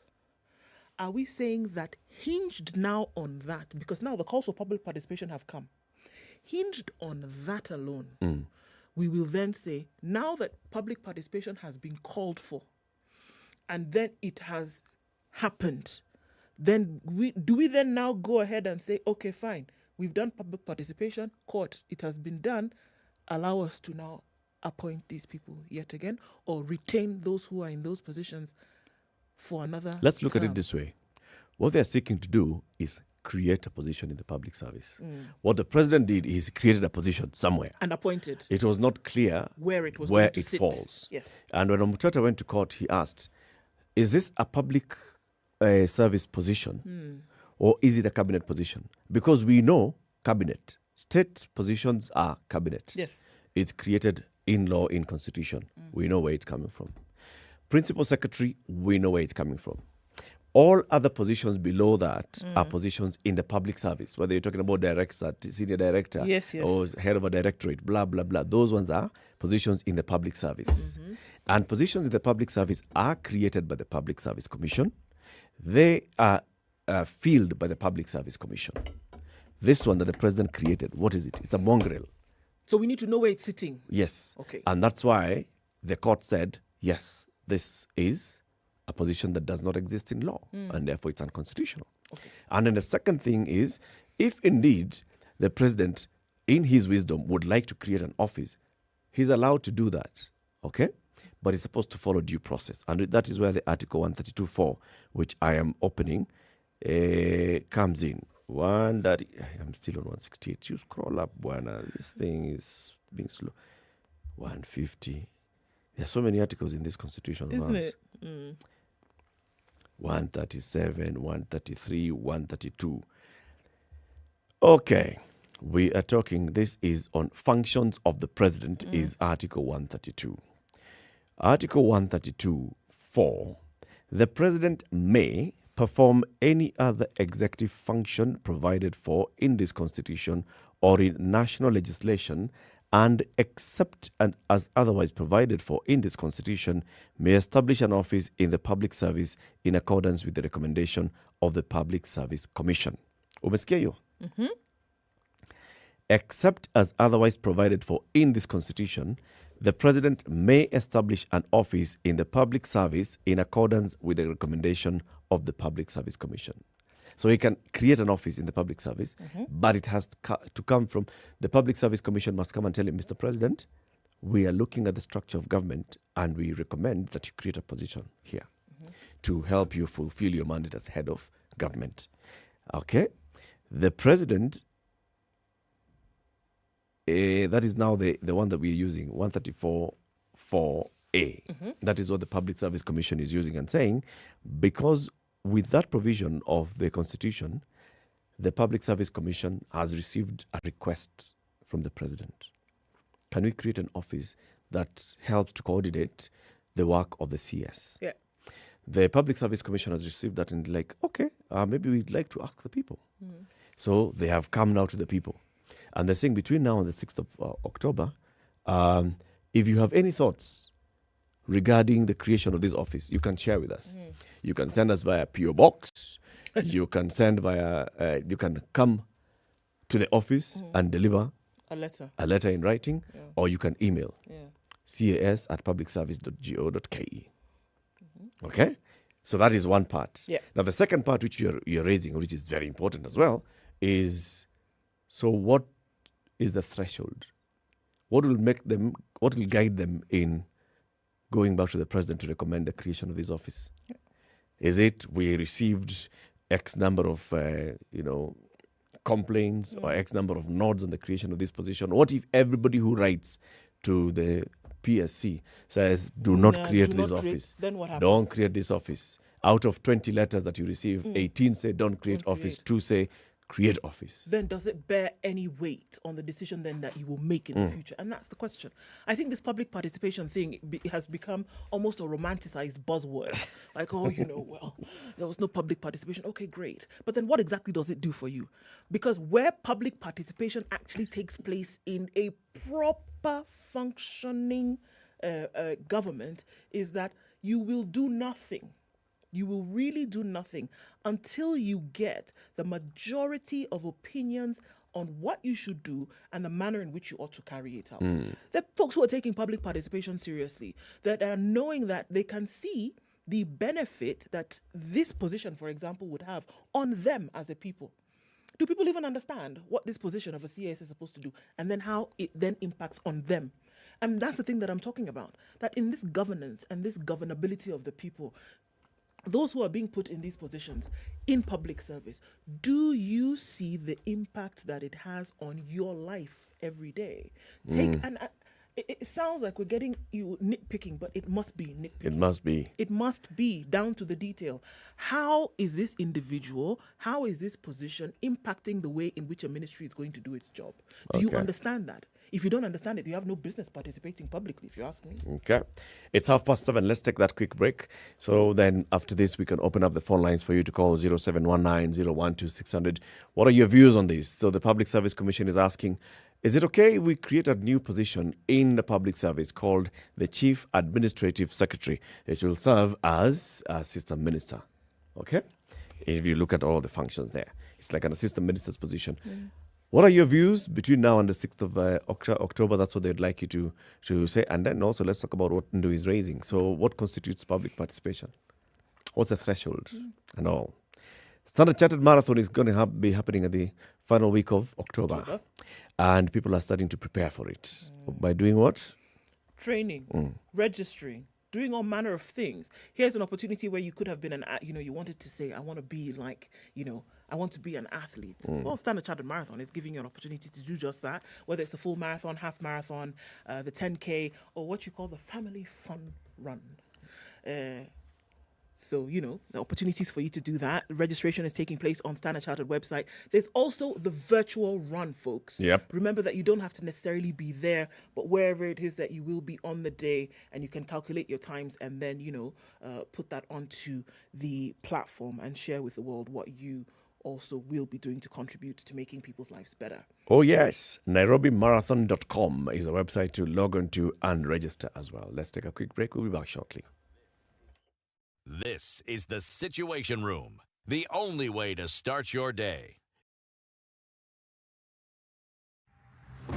Introducing Watele, County 49, a rich county where the leadership has failed its people. Justice and peace are elusive while violence sweeps through the county. What will be done to save the people of Watele County? Watch County 49 as our heroes and villains clash in an exciting tale of corruption, greed, love, and redemption. Every week on showmax.com.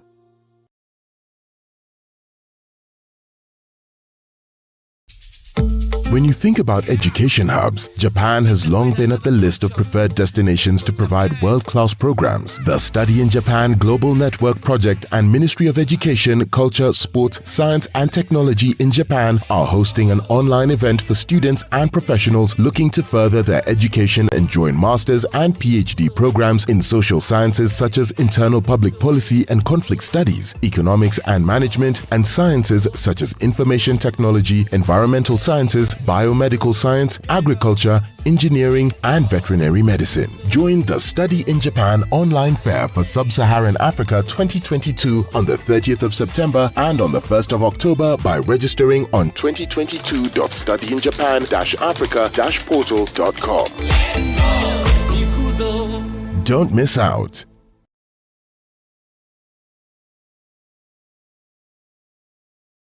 We know it is cold, but Cold Stone Creamery has hot deals for you. This month, enjoy cups of rich and creamy ice cream, delicious ice cream cakes, and fresh oven-baked cakes at amazing prices. In Nairobi this morning, we will see highs of 26 and lows of 15.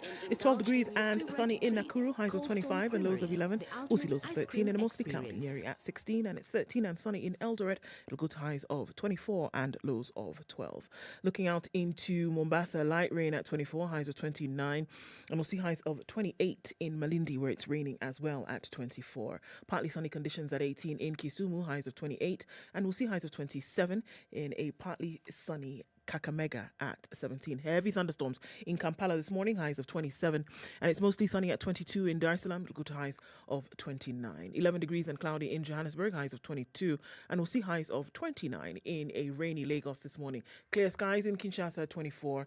It'll come down to lows of 23 and highs of 31.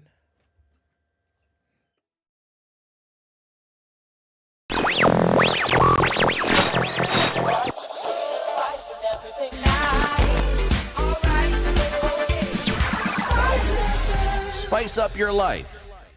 All right, what are we looking at? Really heavy coming off Jogoro this morning. Expected really busy point of the city.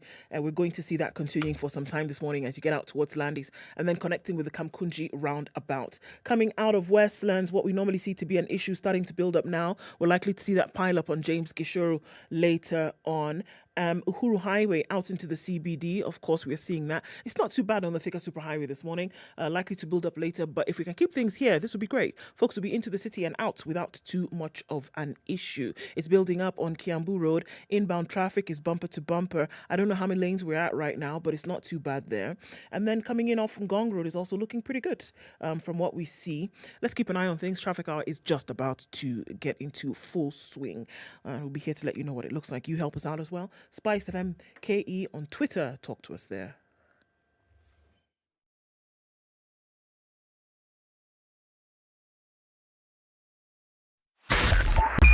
.5 Spice FM, Kisumu. Mature, intelligent talk every morning. Spice up yourself.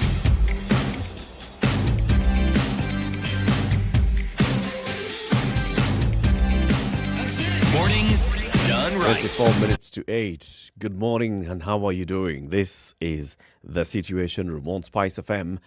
Broadcasting on Spice FM, on KTN Home and online. It's Eric Latif and Ndu Oko. Our colleague CT Muga is away for a couple of days.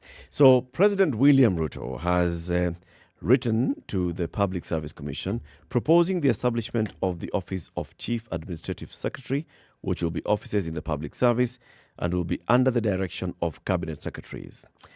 This is according to Anthony Mushiri. Ambassador Anthony Mushiri is the chairperson of the Public Service Commission. So they are then mandated to collect views from the public and see whether the public has any objection or any addition to this proposal by the president. The functions of the Chief Administrative Secretary will entail to responding to issues touching on the portfolio assigned to the office. That is providing liaison with the National Assembly and Senate. Basically, these are the people who will be answering questions from members of parliament. If there's any question that's directed to a certain ministry, the Chief Administrative Secretary becomes the liaison person with the National Assembly and the Senate. Providing liaison with county governments on matters of concurrent mandate and common interests. Concurrent mandates are those that are within the purview of the national government and the county government at the same time. So the minister also has some role to play there, and this is now being delegated to the assistant minister, aka Chief Administrative Secretary.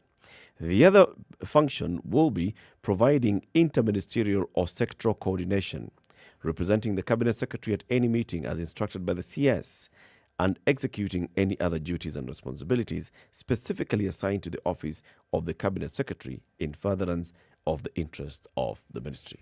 So minister has been invited to 4 different functions on the same day, and he can then delegate one of those to be represented by the CAS. So this is why. So the president is saying, I'm going to have a maximum of 21 ministers. I'll have many state departments coordinating all this work of the ministries. Let me create a position just below the minister. Then that helps to coordinate the functions of the CS. You asked, so what about the PS? The PS is the principal in the office of the ministry. Is basically the one who runs the functions of the ministry administratively. The cabinet secretary gives the policy oversight of the ministry. Yes? So that's where the CAS comes in. Okay. So far, does it sound like it's a good office to have? Absolutely. Yeah. I think so. Because it would appear as though there is a gap where previously President Uhuru Kenyatta would have been accused of just creating a position to fill. And skipping due process. Yeah. Okay. Interestingly, some things you see the relevance after they have been done. Before that, you may not have seen the need of having such a position, and you would have thought that somebody was creating it just for the fun of that. But I think, though, for many people that they have, or even for many offices, that they have seen the healthy and relevant contribution that this particular office has made to the runnings of a ministry, for example. Okay? I don't think that goes unargued. I don't even think that is where the argument comes in. That it is clear that the work that these CASs over the last however long they've been in office, it is clear that they've picked up the slack somewhere that, it was missing. There were gaps, and they've been able to come together and put it all together. Even if you want to look at the Ministry of Health, for example, and look at what Dr. Mercy Mwangangi and Dr. Rashid Aman have done, in what they've been able to carry out. COVID notwithstanding, then you say, okay, actually, yes, it makes sense. You can see that it was necessary for them to be there. But we're also saying, that's great. However, you should have asked the people what they felt. Again, wonderful thing. However, are we getting to the point where we're using this public participation to check? Just checking the box. President writes to PSC releases a press release and says people have until the 6th of October. 6th of October comes, then by the 10th of October, the PSC writes back to the president. So what if they don't? The positions exists, so Mr. President. So what if they don't participate? If the people don't participate? Yeah, that's a good question. What if they don't participate? Nobody's out. If nobody responds to this, so then they'll say, okay, now, do you take it seriously enough to say, look, silence means consent. Either silence means consent, or the people actually don't give a toss about this thing, and so are you going to create it anyway? Despite that, are you going to create it? Or are you going to take this participation so seriously that you start to ask yourself the question, why are the people not participating in this process? And perhaps we ought to peel back the layers of this particular onion and ask the question, why? So how seriously are you taking this public participation? And if you're not, you might as well not do it. Don't ask for it. Don't call for it. Because then again, what's your threshold? Out of the 47 million people that could participate in this, who are you regarding as their participation then being important in making this decision?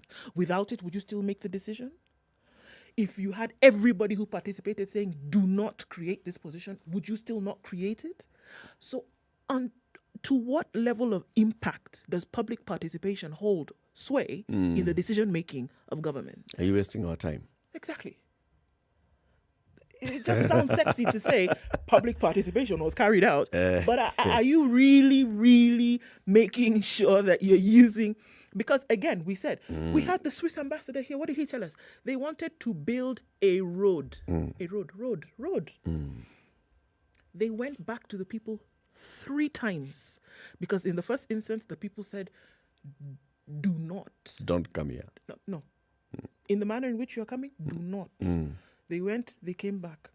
Until they had met the requirements. 1, 2, 3, 4, 5, so they had 6. to convince the people on the need for the road. Exactly. And everything else around the road and the project. Before they now built it, because they take this thing seriously. This is taxpayers' money that we're using. And we go back to them and we ask them, shall we actually do this thing? Yeah. Until the people are satisfied and they take this thing very seriously, then we will not do it. My question here is, you're asking for public participation.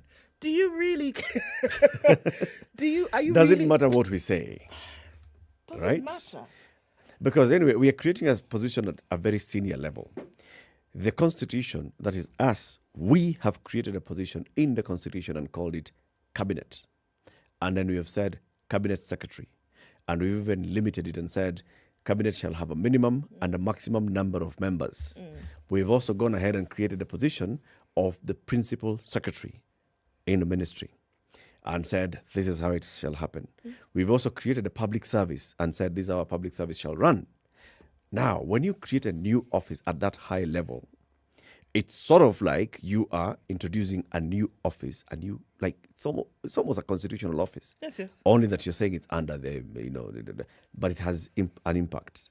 Now, if you are asking for people to contribute in this, then you should go further and say, we'd like to engage the people. Not, what's the timeline? Between now and 7th is how many days? 6th of October. How many days are those? Some 15 days, Abi. Yeah, 16 days. So you've got 2 weeks. You've got a fortnight to think and tell us. Yeah, to think through every. And we are not coming to you. You come to us. Yes, you come and tell us. You come and tell us. Yeah. Send me a letter, come to my office, or send me an email between now and 6th. And then I move on. I'm not going to have any public sitting. They have not said it in this press release that was sent yesterday from the Public Service Commission. They haven't said, on such and such a day, we shall be at KICC or at Uhuru Gardens or in this particular town hall in the counties, in the 47 counties on these days. So we can simultaneously. We can collect views from people across the country and then come back and say, this is what we see. They're just saying, do you have any thoughts? And then further to that, and a poster, tuma barua. Further to that, send email. Can you have the general public efficiently and purposefully participating in something that they don't fully understand the workings of? You cannot ask for public participation for something that you have not taken the opportunity, or rather have not taken the responsibility to explain to people what it's all about. You cannot ask people to participate in something they do not understand. And then who are you asking these views from? Is it a cross-section of society? Is it your professionals? Is it your technocrats? Is it your students? Is it just any old Tom, Dick and Harry who can write a letter and say, actually, I don't think. Do we understand what it is about? Do we know? Do we know that this is the position? How do I participate in something I do not understand? I'm just going to wave a flag and say just because they've asked me, so therefore I put my name. What if I write to the Public Service Commission with questions? Yeah, what if I have a question? What if I have a Am I going to receive question? answers? I don't understand. So when when you say liaison, what exactly does it mean? Who is answering the question? What level of public service is it going to be? Job group? What job group in the public services office going to be? And one very important all those question, things. How does it Who impact reports on to the whom? money that the nation will spend to furnish these offices? The question often is, well, it's just an individual, right? You're just going to pay them. No, you're setting up a position which comes with very many different things. It affects your overheads, it affects your expenditure, it affects your space, it affects everything. So have you made the people really understand what this position is? In that notice that was sent yesterday, the explanation of what they do, who they answer to, all of this, is it there? They've only said that this one answers to the cabinet secretary. That's it, Abi? Yeah. Okay. So in terms of understanding, and my argument is... So this position answers to the cabinet secretary. Right. We don't know whether the PS answers now to this position as well. So is it above the PS? Is this person, the holder of this office, going to be able to give instructions to the principal secretary? There are many who are thinking that they can apply for this job, whereas we know it's an appointment. There are people who think they can apply. Then somebody's going to ask the question, okay, I'm participating. Can I apply for the job? Do you see what I'm saying? Yep. You cannot effectively and efficiently have public participation for an issue that the public does not understand. By the time you are coming out and saying, please participate in this thing, you must have laid the ground bare for them to know what it is they're talking about. Yeah. They should start with a roadshow, basically, across the country, saying, hear ye, hear ye. President William Ruto wishes to create this office so that he can help his government in this, and the other. Now, this is the implication of that office. So this is a job. This is the reporting structure. This is the job group and the pay scale. This is what it entails, and this is how they shall coordinate. When you say, for example, there will be the liaison between the National Assembly and the Senate, we've also heard the president saying, I expect my ministers to know that they'll be answerable to Parliament, which is a good thing. Now, how shall they be answerable to Parliament? Are you saying that CASs are the ones who will be summoned by parliamentarians to answer questions in the committees? Or what exactly are you saying? Are you saying that they can also be summoned by the county assemblies in those issues, the concurrent and matters of interest? What exactly are you saying?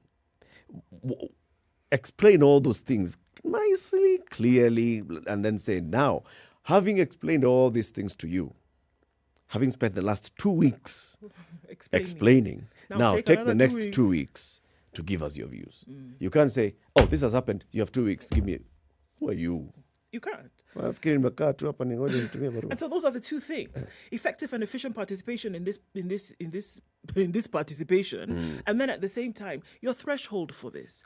How do the people know that truly? Then you see things operating at government level, at the public service level, and I know that I participated towards this process that has then now been implemented. We talk about participatory governance, which is now seeming to be a buzzword after the elections, right? And you say, okay, this public participation thing that was then entrenched in the Constitution, there was a reason why. Because it was supposed to have the citizens of the country involved in the processes that then make up government, that then now contribute towards development. Should they not be involved, you do not have an all-inclusive development democracy. You don't have that. But now, are we just paying lip service and eye service to this idea? Because you'd rather not. You'd rather not. You'd rather not. If truly people are not entrenched in this participation, then don't do it. Let's hear from you, 0719-012-600. What exactly do you think of this? Do you approve of the creation of a CAS position in the public service? Do you understand what this job is all about? Dennis in Embu, good morning. Good morning. How are you doing? I'm doing fine. How are you doing? We are very well, thank you. Yes, I totally agree with this directive. It's a very nice one. Look at it in a positive way. It can answer to the question of inclusivity, participation of the youth in national government. You see, those senior positions are designated for those senior people. Give the CA. Sorry, Dennis? Yes, I'm saying you can designate those CAS positions for the young people to be able to participate in the national governance. So you see it serving that purpose of bringing in inclusivity, bringing in the young people, the inexperienced into positions of government. Yes, we can gain experience from those positions. Yes, with the guidance of those senior people. Do you think there's sufficient time? Okay, we've lost Dennis. Let's hear from you, 0719-012-600. Edwin says the position is just for rewarding politicians. No value, in my opinion. Bottom-up requires a lean government so that resources can then go to the bottom. Dan Sabwa says this whole public participation on CAS is just a scam and a big show of what we mean by state capture. The president is now using the judiciary plus PSC to kill and capture the state. Pushed it all the way down, haven't you? What do you make of this? From what I see is President William Ruto showing good intention, ticking the right boxes so far. Sure. Appointing those judges, saying, I'd like to create this office, writing to the PSC and saying, I'd like to create the office, please come and tell me recommend the creation of his office. The PSC then has a job to do, and that job is following due process to find out what exactly people feel. Katela Pingu, good morning. Hello? Katela is not online. Zachary, good morning. Oh, morning, people. How are you? Morning. I'm okay. I'm okay. Although you can hear I'm talking like the white man because of the noses, yeah? You're talking through the nose. Yeah, through the nose because of the cold and the whatever. Now, I hope Mwalimandro is okay. He's fine. With his vintages. Yes. He's preparing for the concourse. We wish to him. We are waiting for him on Sunday. Now, this is the point, yeah? These guys seem serious. They seem serious. Which guys? And once that public participation CS is created, let him first of all embark on telling people the essence of voting, the essence of your vote. That should be the first duty. Because remember the Ruabaru that you have gone through, you have stolen or you what. These things would not have been there, Mr. Eric, if in the first place there was a clear margin as to who won. And that is why many people are blaming the IBC. You never did your work as far as reaching out to the public, and especially the young people. How will an assistant minister help that? A CAS? Yes. Yes, he's going to do it because he is dealing with the public and how, orientating the people, the public, on how they should engage in matters governance. It's not one position. We're talking about an assistant minister in all these offices. Different ministries. Yep. Health, education, defense, across board. But I particularly understand that they are creating a CAS for public participation, whatever. No. Okay. They are creating a position of CAS who will be under a CS in each ministry. All right. So a ministry could have 2 or 3 or 4 CASs depending on. No. They should not do that because now what they are calling for now is public participation on that issue. It is a good idea if we had money. But given that even in the international standard we are graded as these guys should travel in buses because they have not reached, their pockets are not good, very nice. They should create like now cabinets, whatever, for just public that. But in every ministry, creating a CAS for public participation. Okay, it is good if we had money. So, yeah. Have a nice day, guys. Thank you. You too. Anthony in Kisumu. Yes, Eric, good morning. Good morning to you. I saw the advert by Public Service Commission, and I was wondering, do we have CASs right now? Yes, we do. Yes. Were we subjected to public participation? No, we weren't. Not. And probably this is just a lip service to show that this government is working. But I'll give my opinion on whether we should have them or no. We are struggling with 500 billion pending bills to suppliers to government. Yep. We're struggling with high cost of living. Yep. And there's something that is silently being talked about, the wage bill. Yep. How much do we pay our public service? A CAS in our ministry, basically what those people will be doing is what a PS can do, and at policy level, a CS can do. So CS is just a redundant post. It should be abolished so that we just have the CS, and then we have the PS, and government runs. But it's being for rewarding cronies and people who could not fit among the 22 or among the 57 PSs.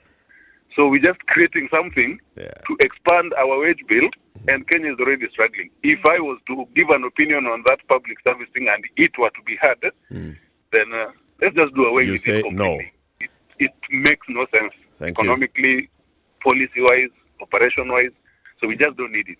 Thank you, Anthony. Good day. Robert in Kwale. Yes, Eric and Lou. Good morning. We're very well, thank you. Yes or no to the position of CAS? I think it is a no for me because it's like we are giving a position that is already taken.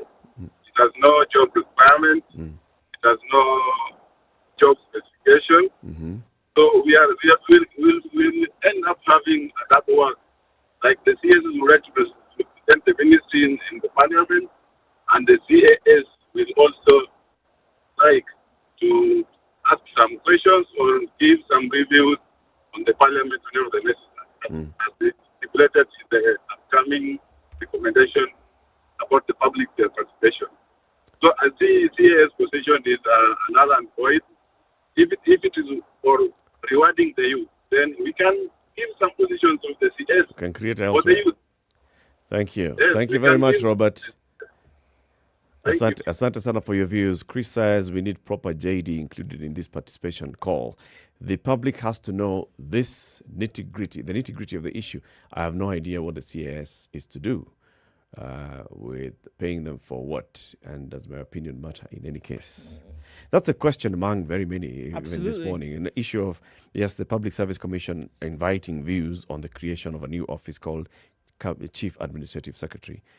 Give more details, explain, and then say, this is how we're going to conduct public participation.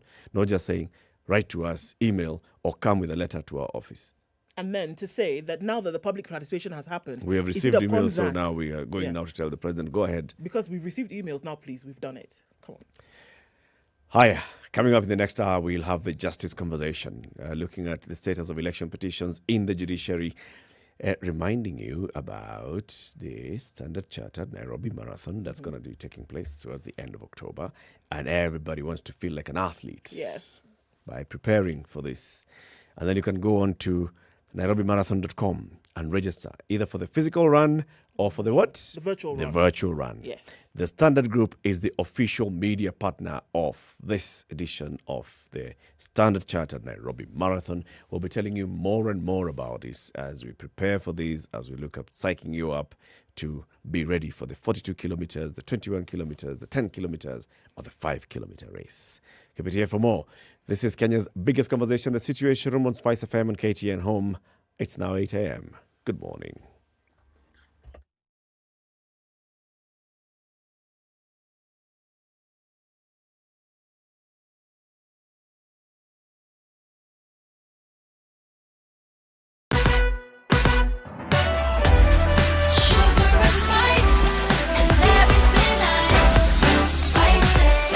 Spice up your life.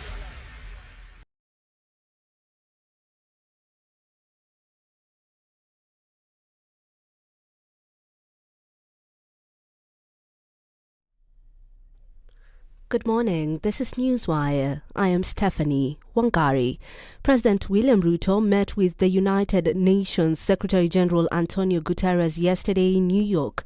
They discussed peace and security in the Horn of Africa, Kenya's membership of the United Nations Security Council, climate change, and the humanitarian crisis in the region.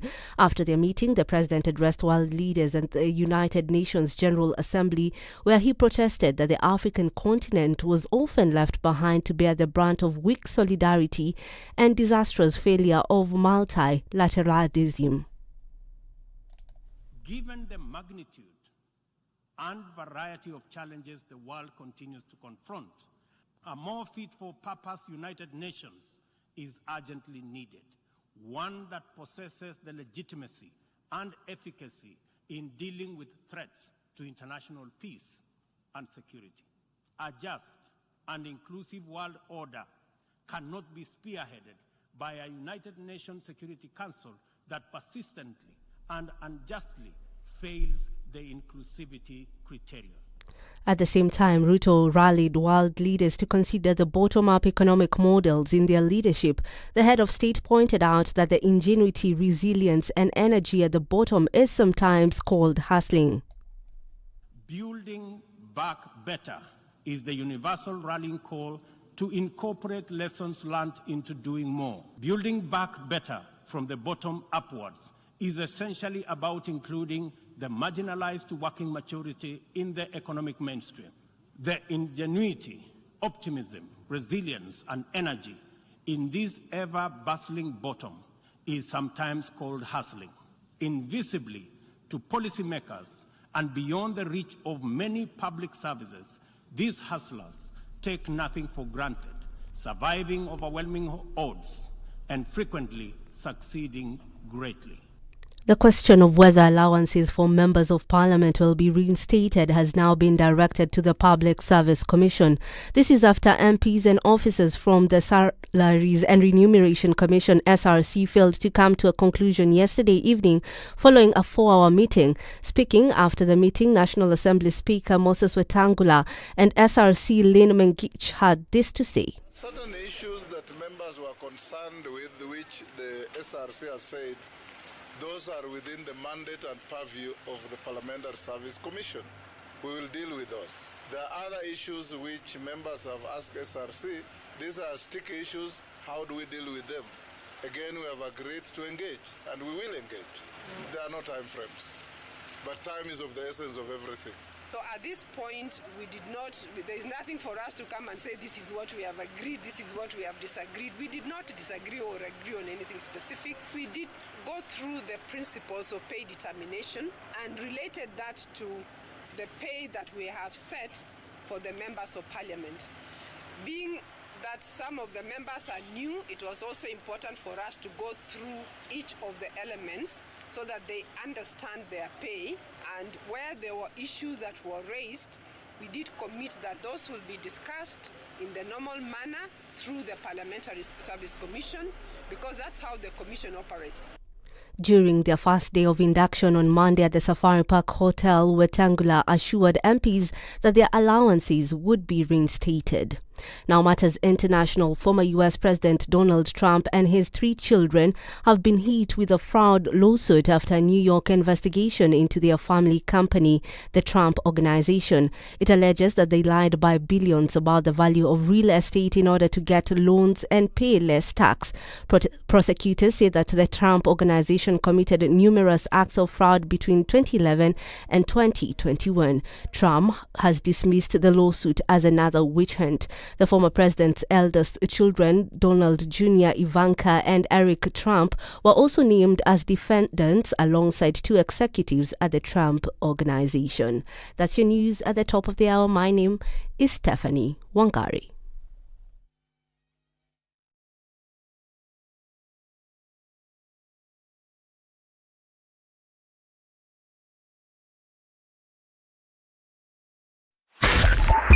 .5 Spice FM, Kisumu.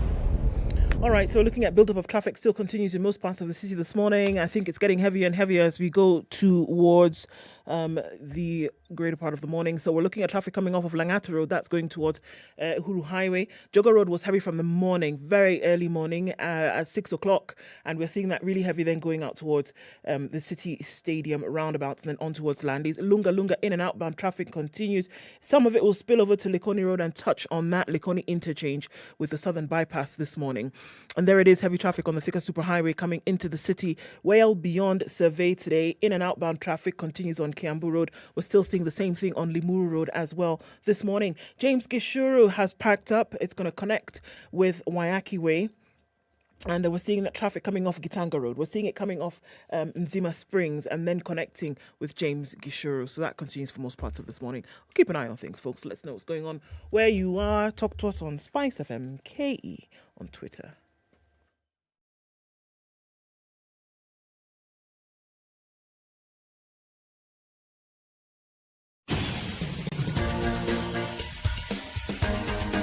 This is The Situation Room, the home of hard-hitting political commentary and penetrating insights about the state of the nation. This is a talk radio experience like no other. The Situation Room, a place for hard truths, debates, and elevated conversations. The Situation Room, witty, political, engaging, deep, controversial. In the room, we have C.T. Muga, researcher, academic, seasoned political observer, a fountain of wisdom in these politically uncertain times. Ndu Oko, Nigerian by birth, Kenyan by choice, communications expert, Pan-Africanist, a truth seeker and believer in people power, and Eric Latif, agent provocateur, the man in the chair, seasoned journalist, news hound, a man who believes in punching up, not down.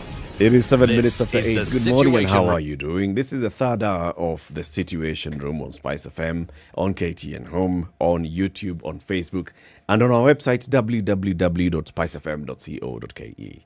Today is Thursday, #Justice Thursdays. For the last couple of years now, we've been having a conversation around justice every Thursday. We are continuing that conversation now. It's about electoral justice, and we know that we're going to see a lot of election petitions being filed in court. Members of the Judiciary Committee on Elections are with us in the studio, 2 of them. Before we welcome and introduce them, let me give you today's proverb. It's from Malawi. As if it weren't bad enough to fall, the ladder lands on top of you. As if it weren't bad enough to fall, the ladder lands on top of you. Now, what is that? Surely. Even the ladder doesn't know, don't step on someone who's already on the ground. The ladder sees things falling down and it's just following suit. Sure. So let me fall as well. Yeah. Somebody's already down. And you ladder, you just come again. It's not nice at all. The Honourable Wendy Kagendo is the Chief Magistrate at the Milimani Law Courts and a member of the Judiciary Committee on Elections. The Honourable Elizabeth Tanu is the Deputy Registrar of the Judiciary and is here. They're both here with us to talk about this. She's also a member of the Judiciary Committee on Elections. Good morning, ladies. Good morning. Your honors. Good morning. Now that, we are getting used to this language. Yes. Last week we had my lord. Today we have your honors. You're the ones who are always being called. Your honor, mimi niko na kitu ya kusema. Tafadhali. Sijui kwa nini nilishikwa. Weka mkono chini, proceed and relax. Relax. Even the courtrooms, we are relaxed. Yeah, nowadays you're relaxed. Yes. Your honor, naweza sema kitu. Yeah. You see that all the time. Exactly. Yes, it does. Why your honor? I mean, why is there a difference between honor and then the others are called Lord, Lord and Lady? From the High Court, those are terms which have been there mostly to just give respect to the court. But we are trying also to do away with that.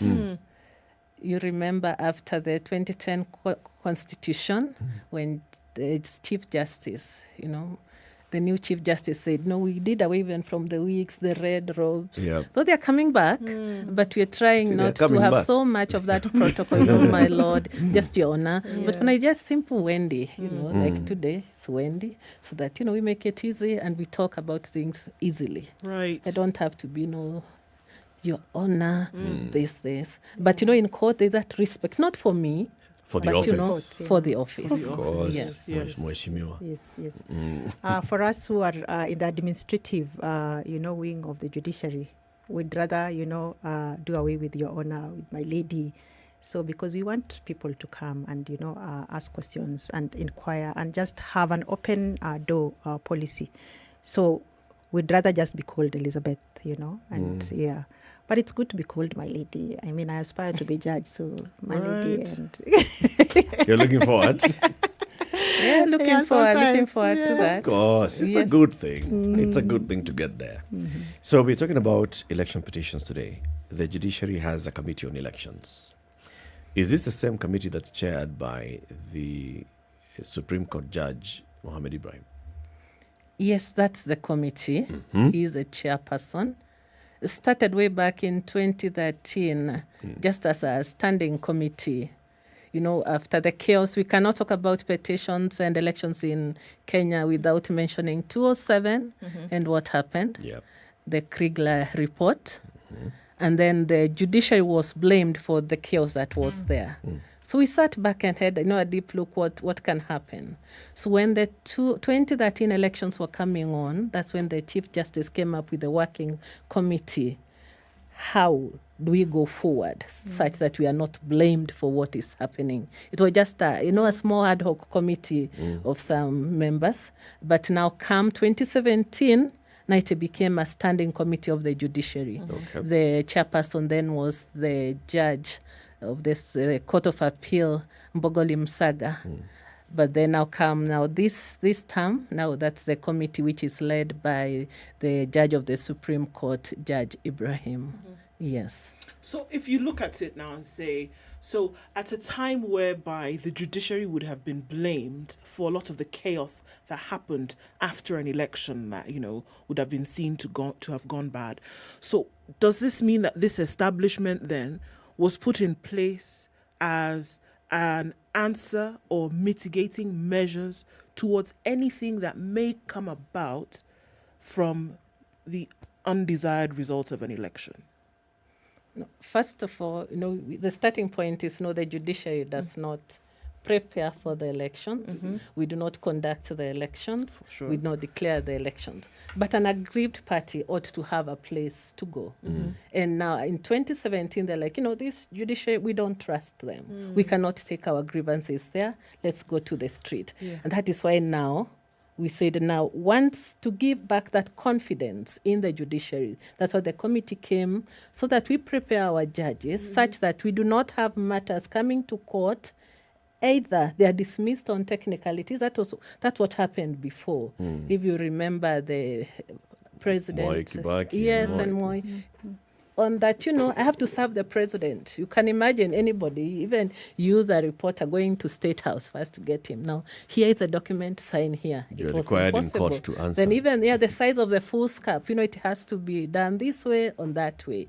So the very technical rules which were there were relaxed. So the committee is there to advise the judiciary, how do we handle petitions such that, we relax such rules, and also to ensure that they are escalated and they are hard. Now, many people ask, well, how come now there is these timelines which are there? Why does the judiciary give petitions a lot of time? Why there's someone suffering in industrial area? Why is it, we are treating the politicians better than other people?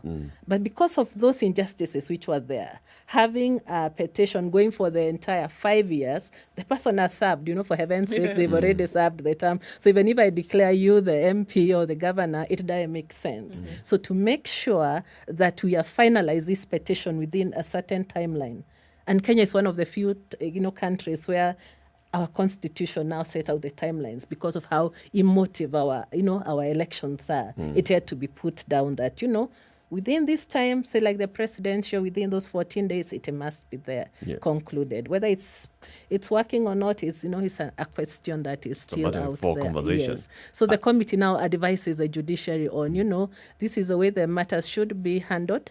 Then we train the judges to make sure, that this petition must be concluded within these timelines. What are the timelines? So we have the 14 days for the presidential. Well, there's the 7 days to file and then 14 days to determine. What are the timelines for the other seats? So for the parliamentary and the county election petitions, the timelines are, the petition should be heard and determined within 6 months. So the 6 months run from the date of declaration of results. Okay. So for you to file an election petition, you must do so within 28 days from the date of declaration. And results were declared on different dates. Before, we thought the declaration date would be the date of gazette, when you are gazetted as having been. But it is the date of declaration when you are given the certificate. The returning officer says, this is the winner, and the certificate is handed. Your time starts running. Okay. For 28 days, then you must file that petition. So when you file within the 28 days, then you are given 14 days to ensure that you serve.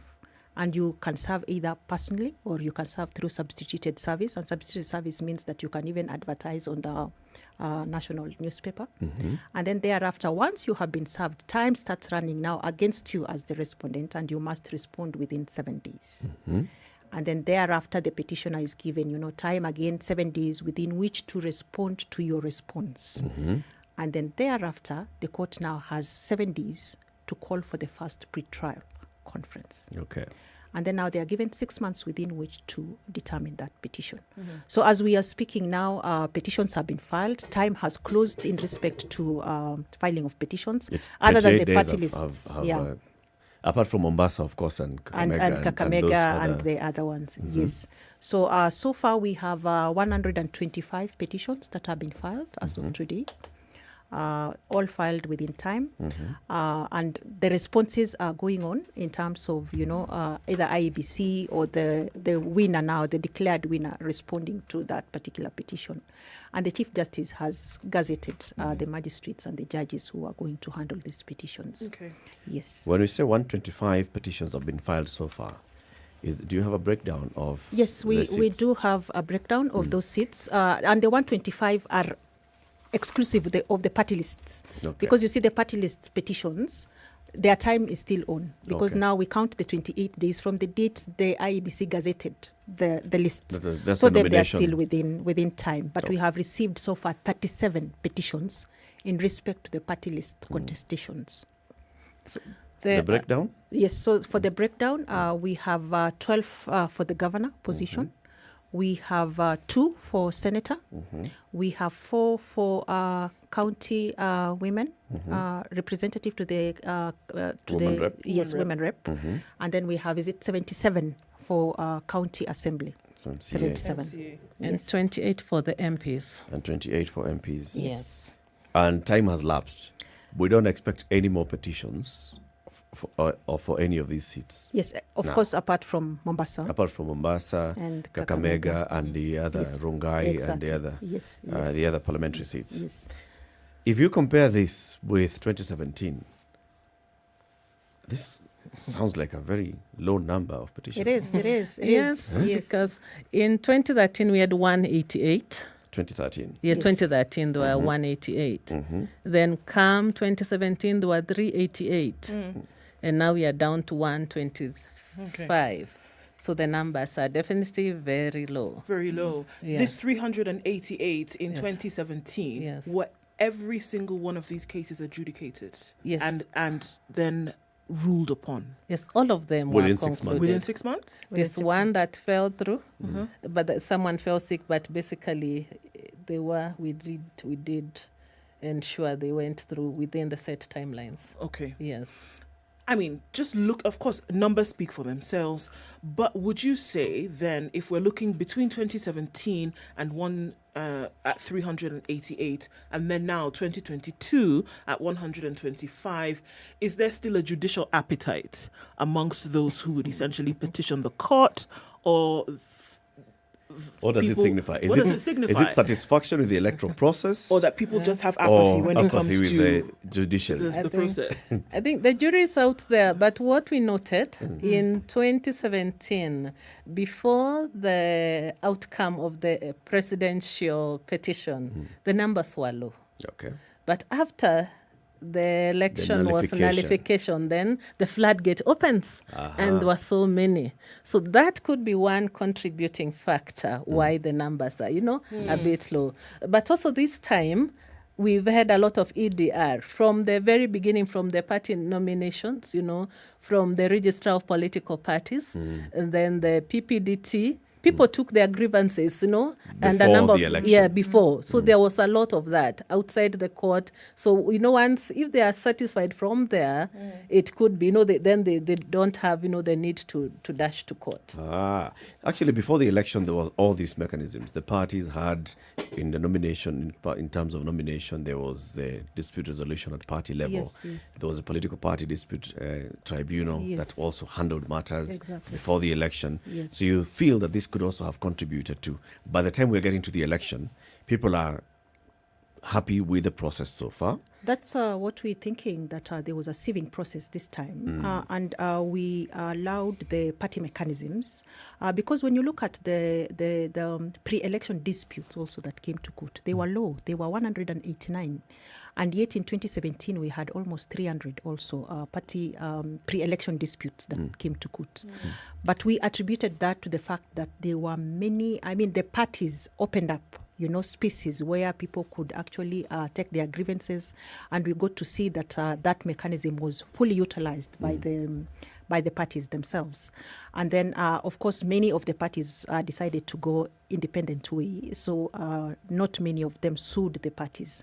So we saw these numbers also at the pre-election dispute level, where we had low numbers coming in.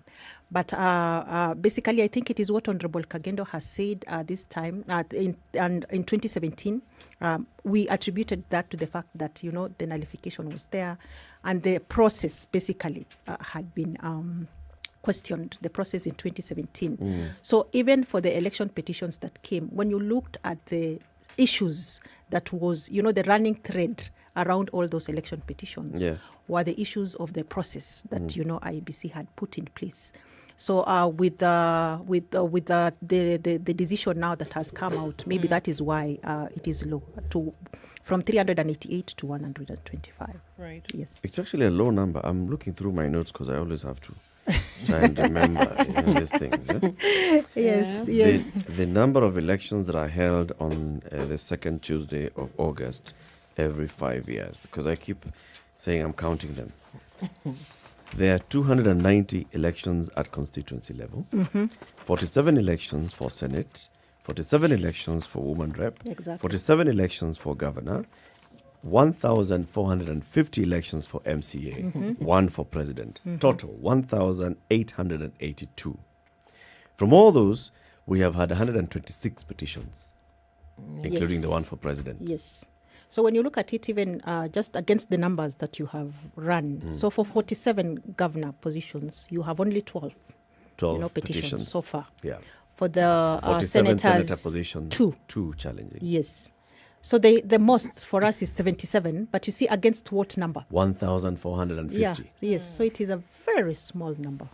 But also the number of the candidates, for those positions, you've said the 1,882, there were 16,100 candidates.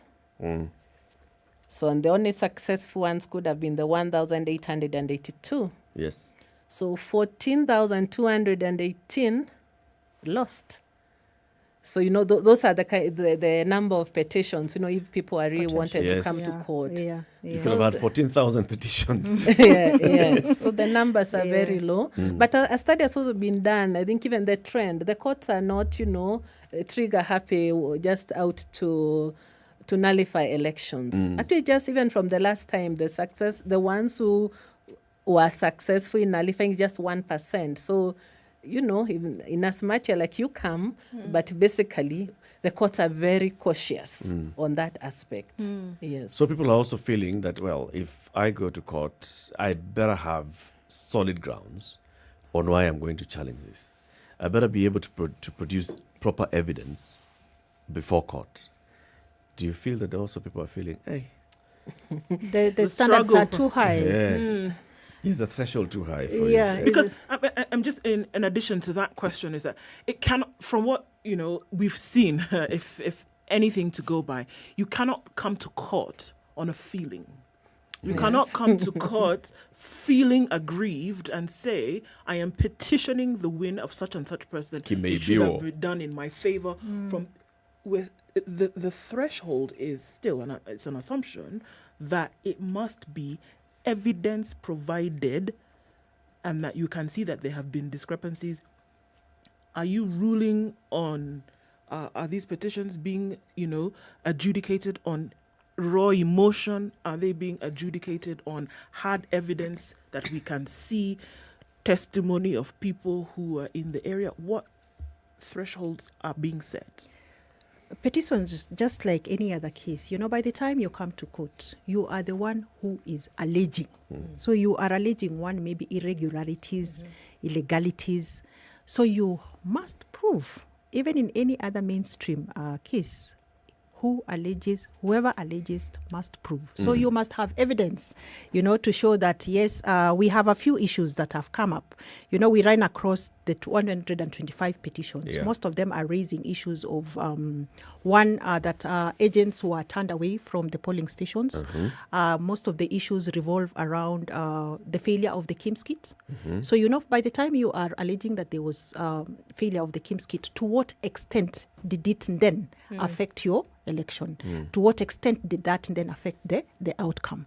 We have most of these petitions, there's a prayer for, you want scrutiny, you want a recount to be done. But by the time that you are actually saying that you want scrutiny and you want a recount to be done, you are alleging that they could be vote swapping. Yep. There could be inflation of votes at the polling station level. So you see, you need to then prove, you need to have witnesses come to court to show that votes were inflated at the polling station level. There was actually vote stuffing, at the ballot, at the polling station level. That is why you want a recount, because you're saying the people who turned out to vote are less than what was declared at the polling station level. So then you have to prove that. For me to nullify that election, you have to prove it, isn't it? Because a voter is also allowed to come to court and petition. Yes. And they can come and say, I feel that I was denied the right to participate in this election.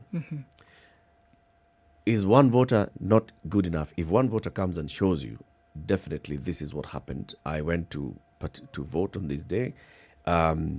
Kim's kit, they told me I couldn't vote.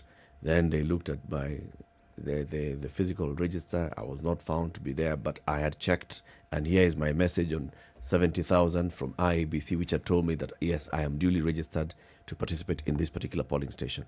Is that one enough to nullify an election? Now, that takes us now to the famous Section 83 of the Elections Act, on now the grounds for the nullification.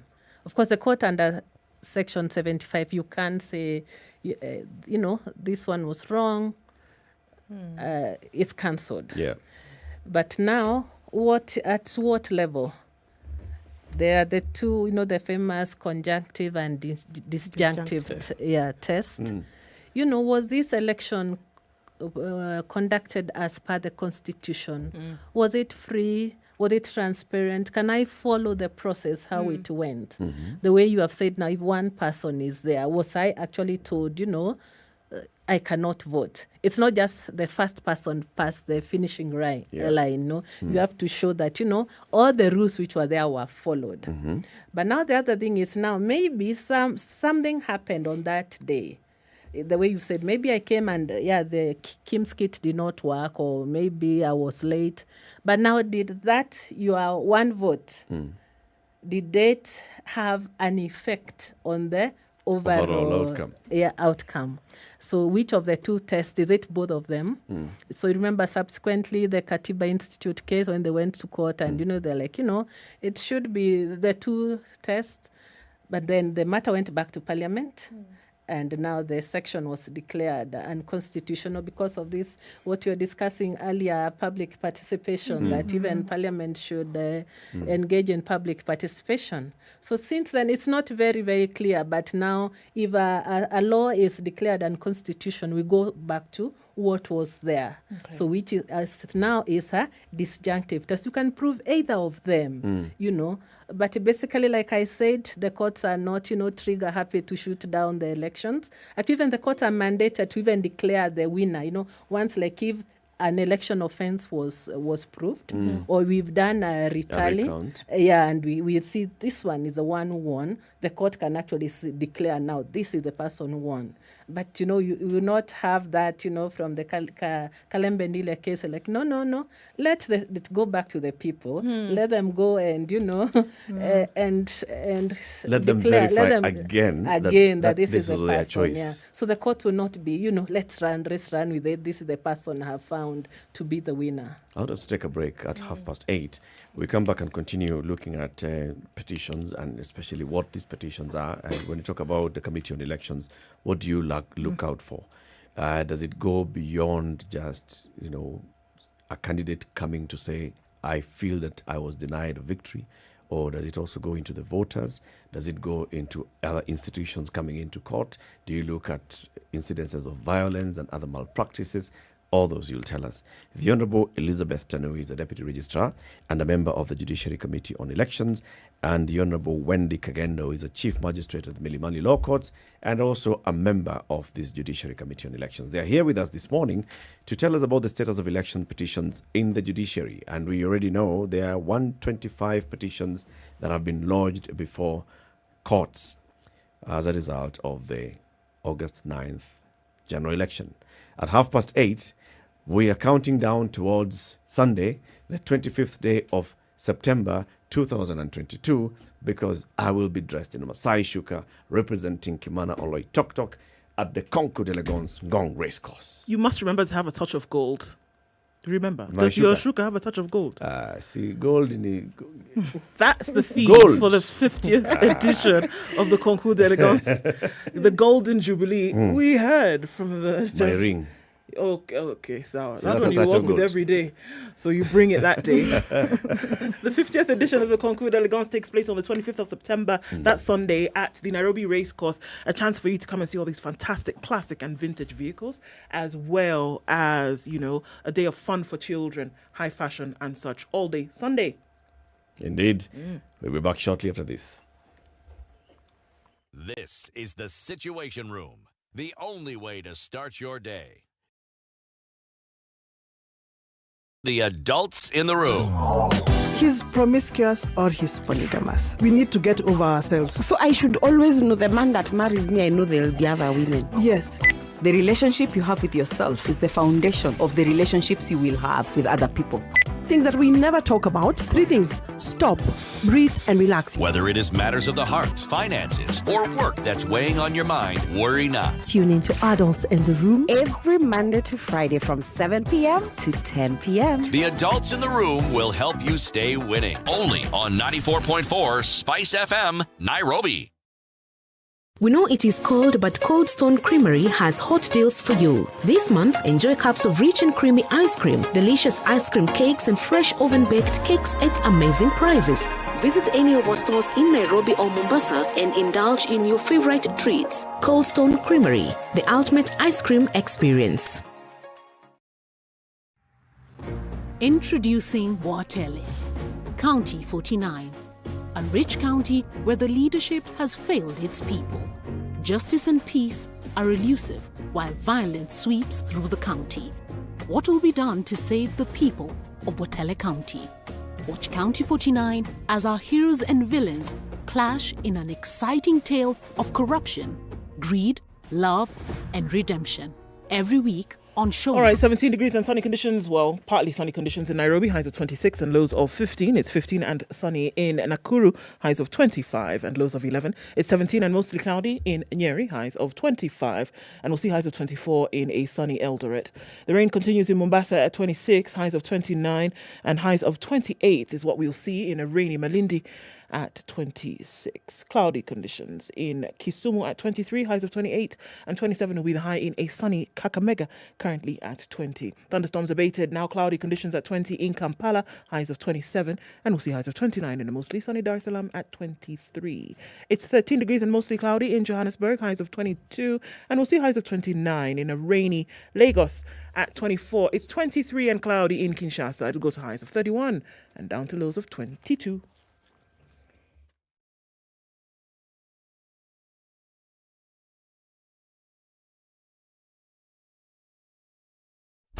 Classic soul, R&B, smooth jazz, neo soul, and nostalgic ballads. Make some noise. Yeah. You're listening to Spice FM. Continues in most parts of the city this morning, and we're still looking at it heavy coming off of the Thika Superhighway. We're not going to tail back beyond at least Survey for now. That outer ring junction has a little bit here and there. We're going to look at Kiambu Road, which is really heavy bumper to bumper in both directions coming towards Muthaiga Square. That continues. Mombasa Road on this other side coming over General Motors. A little bit there, but you should be all right heading out. But then you're going to get to the roundabout at the Nyayo Stadium, and you're going to get stuck, guys. It's very slow moving out towards that Haile Selassie junction. Looking into Westlands, heavy coming off of James Gishuru. Ring Road Westlands has quite some traffic. You're going to spill over to Waiyaki, where you should be all right. But then we're looking into Kigiri now, and quite heavy. United Nations Avenue coming off onto Limuru Road, really heavy, then coming off the Red Hill Link Road. So traffic hour is where we are right now. Should be all right though, just a little bit of patience and some more. SpiceFM KE on Twitter, talk to us there. Let's try to keep things moving this morning.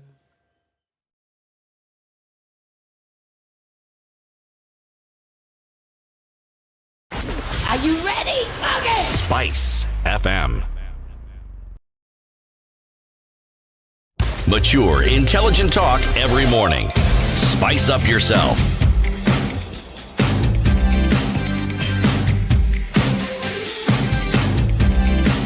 Good morning. It's Justice Thursdays on KTN Home on Spice FM online. This is the Situation Room. Eric Latif and Ndu Oko with you this morning. We are joined by the Honourable Wendy Kagendo from the Milimani Law Court. She's a Chief Magistrate there, and she's a member of the Judiciary Committee on Elections. And the Honourable Elizabeth Tanui, who is a Deputy Registrar of the Judiciary, and also a member of the Committee on Elections. We are talking about the state of election petitions this year. So we have already been told 125 election petitions have been lodged. And anybody who felt aggrieved after the election had a number of days within which to file a petition in court.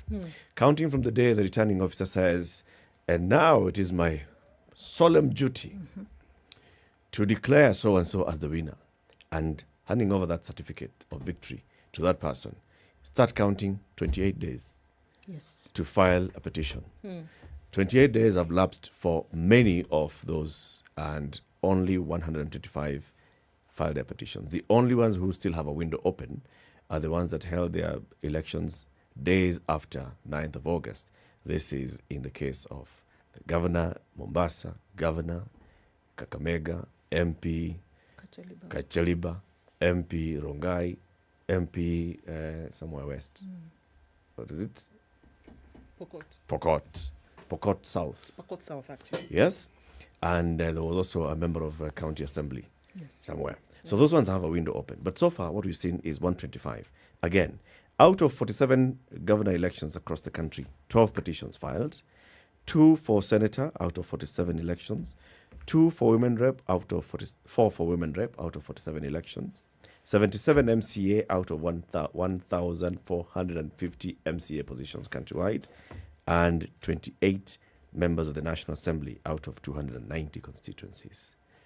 it looks like it's a good thing. And you're saying many of these have been filed by aggrieved candidates. Yes. What do you consider a matter that should go into an election petition? Does it also include electoral offences? If, for example, people feel that during campaigns there were offences that were committed, there was voter bribery, or there was misuse of state resources, or there was hate speech in a campaign, does it also qualify as grounds for petition? Yes, they do qualify as grounds. We will also give you statistics in terms of the number of election offences that are in court, and Honorable Kagenda will talk to that. But a number of these petitions have actually raised the issue of election offences as grounds, for why the elections should be nullified. I will just give you a list of them. For instance, when you look at the Busia gubernatorial election, one of the things that they are raising is voter bribery and violation on election day. So that there was violence on election day. They are raising that as a ground why that particular election should not be nullified. Should be nullified. Yeah, should be nullified. There are issues of, when you look at the Garissa gubernatorial election petition, they are raising the issue of election offences, which is gunshots at the Asal polling station, which left one person dead, a voter dead. They are raising that as a ground why that particular election should be nullified. They are also raising the issue of intimidation of voters by polling officials to vote for a candidate. That is an election offence on its own. And that is an election offence also as a right, that it can be brought, that particular person can be brought as an accused person to court. So those are the parts of the statistics we'll give on how many election offences have actually been filed from the 9th August general election. And the nature of complaints. Yes. So yes, it is true that you can use that as a ground for nullification of an election.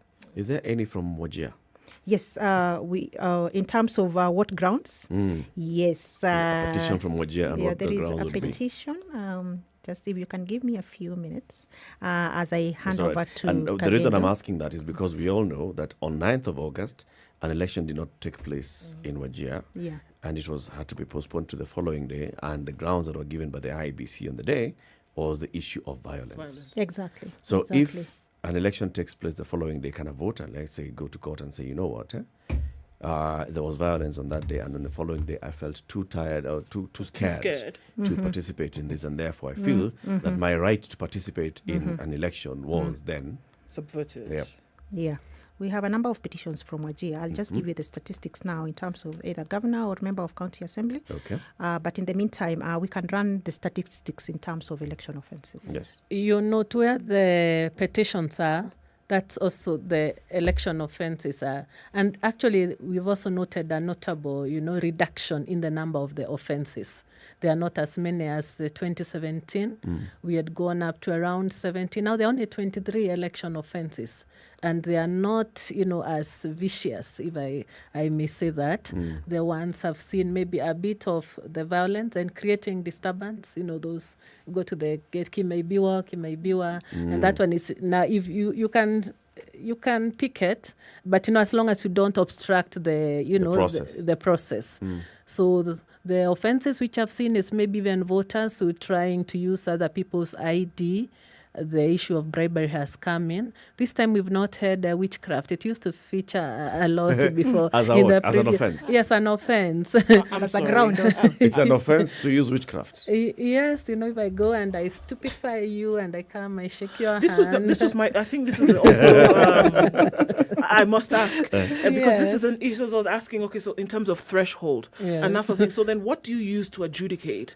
Because one would only assume that if then you were going to be able to say, actually, yes, this is something that has some ground, that means that the one who is hearing then must have some knowledge on the witchcraft. So do you invite an expert? Who then judges, and how who then an expert adjudicates over witness things is like called that. by a court, Yeah. to come and say. So in this particular case, having heard what this person is saying, do you think they'll actually be bewitched? Right. I mean, I know it sounds humorous, and that's the thing, because it's on feelings, isn't it? And it becomes then subjective. And then so how far within subjectivity then can you operate? And this is the question. Because if somebody comes, for them it is the reality, and we cannot run away from some of those things. It is a reality, is it not? That these are practices that are often held in very many parts in society. So if somebody comes to you and says that we feel that this person was able to win because they employed the tactics of witchcraft, for example, which is a reality for a lot of people. True. How do you adjudicate over that if you have no knowledge of said thing?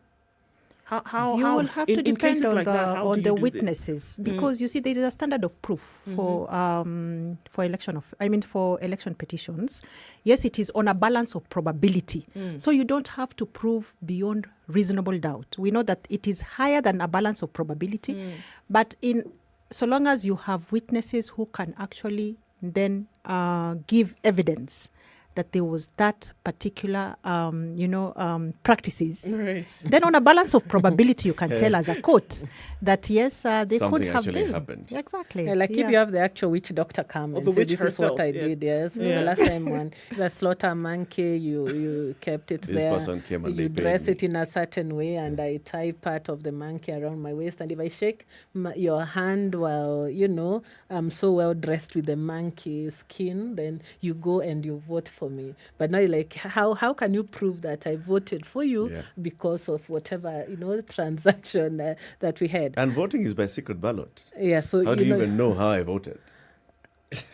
So you can say no for all along. Now you can call witnesses, say for as long, these are my brothers and they know this is my family, and we knew they would not go this way. So something must have happened to make them go the other way. I find that interesting. I think it's really interesting.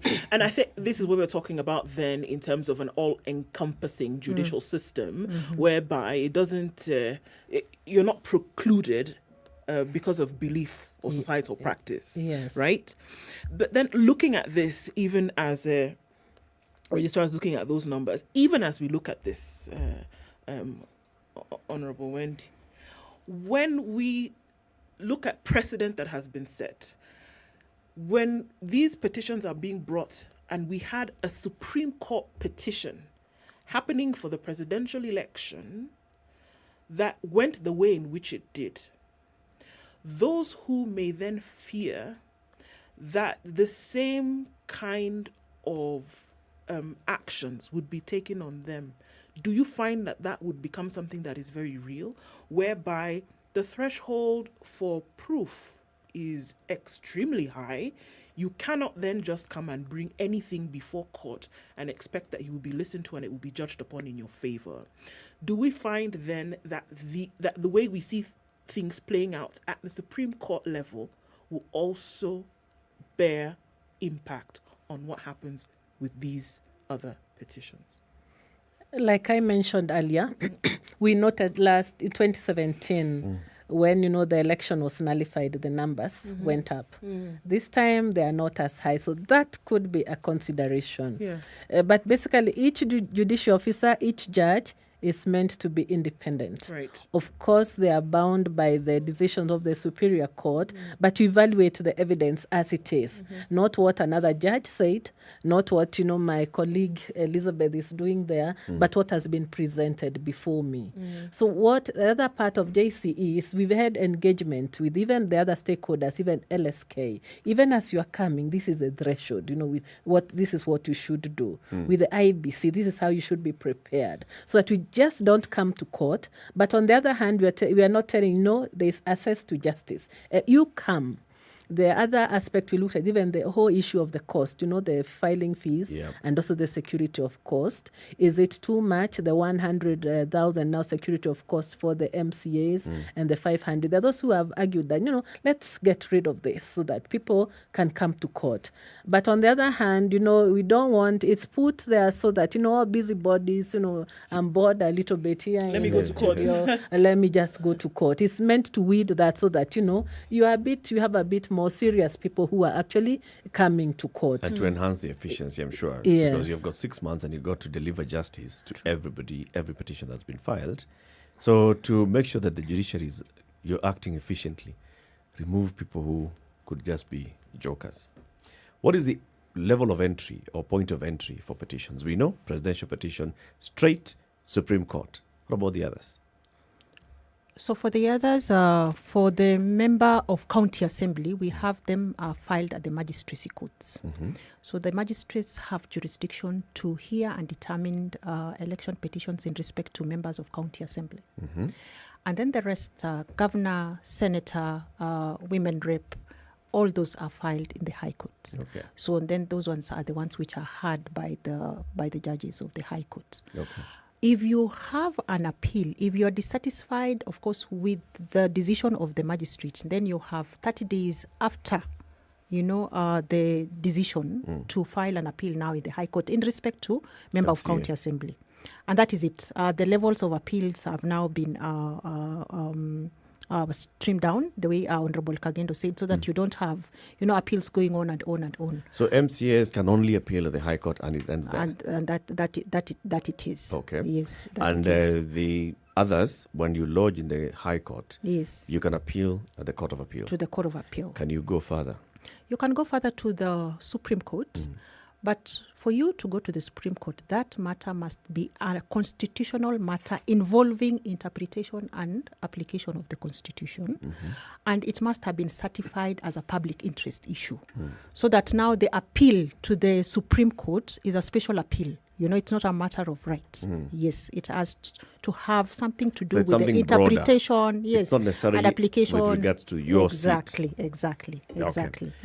I'm asking that because we saw in 2017 to 2022 petition taken to court in the matter of Gatundu North.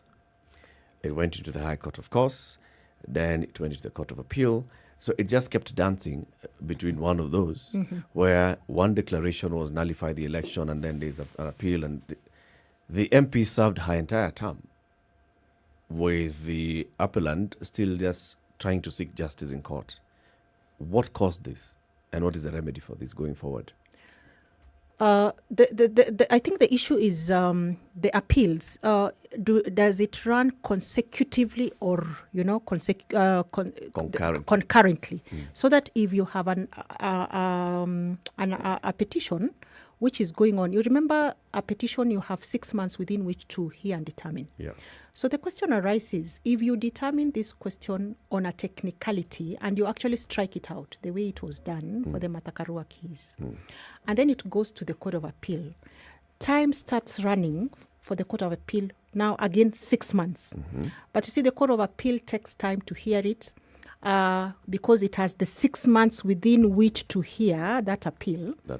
It then returns this matter back to the High Court. Remember, time for the High Court would have run 6 months from the date of declaration. So by the time this matter is coming back to the High Court... Why is it coming back to the High Court? Time has run. From the Court of Appeal? Yes, because the Court of Appeal has then made a decision that the High Court did not, add and upheld, and then the appeal that whatever it is the High Court did was not the right thing. So go back and have this appeal heard on merit. Okay. So when it comes back to the High Court, for purposes of it being heard on merit, time has already lapsed. So by the time the High Court judge is sitting to hear it, 6 months are already over. And you see, it is time which is cast in stone. 6 months, it's not flexible. I cannot extend time beyond 6 months. So that is what happened. Because it stayed in the Court of Appeal. The Court of Appeal had 6 months within which to decide. They decided it within the 6 months. Decided, go back to the High Court. By the time it's coming to the High Court, the 6 months for the High Court had lapsed. And there's no way they can extend. Exactly. We cannot reopen this matter. You cannot reopen. It's cast in stone. It is a constitutional provision. 6 months. Yes. So that is what happened. Yes. So these are some of the issues also now JC is speaking up, like the MCAs, they could go all the way to the Supreme Court.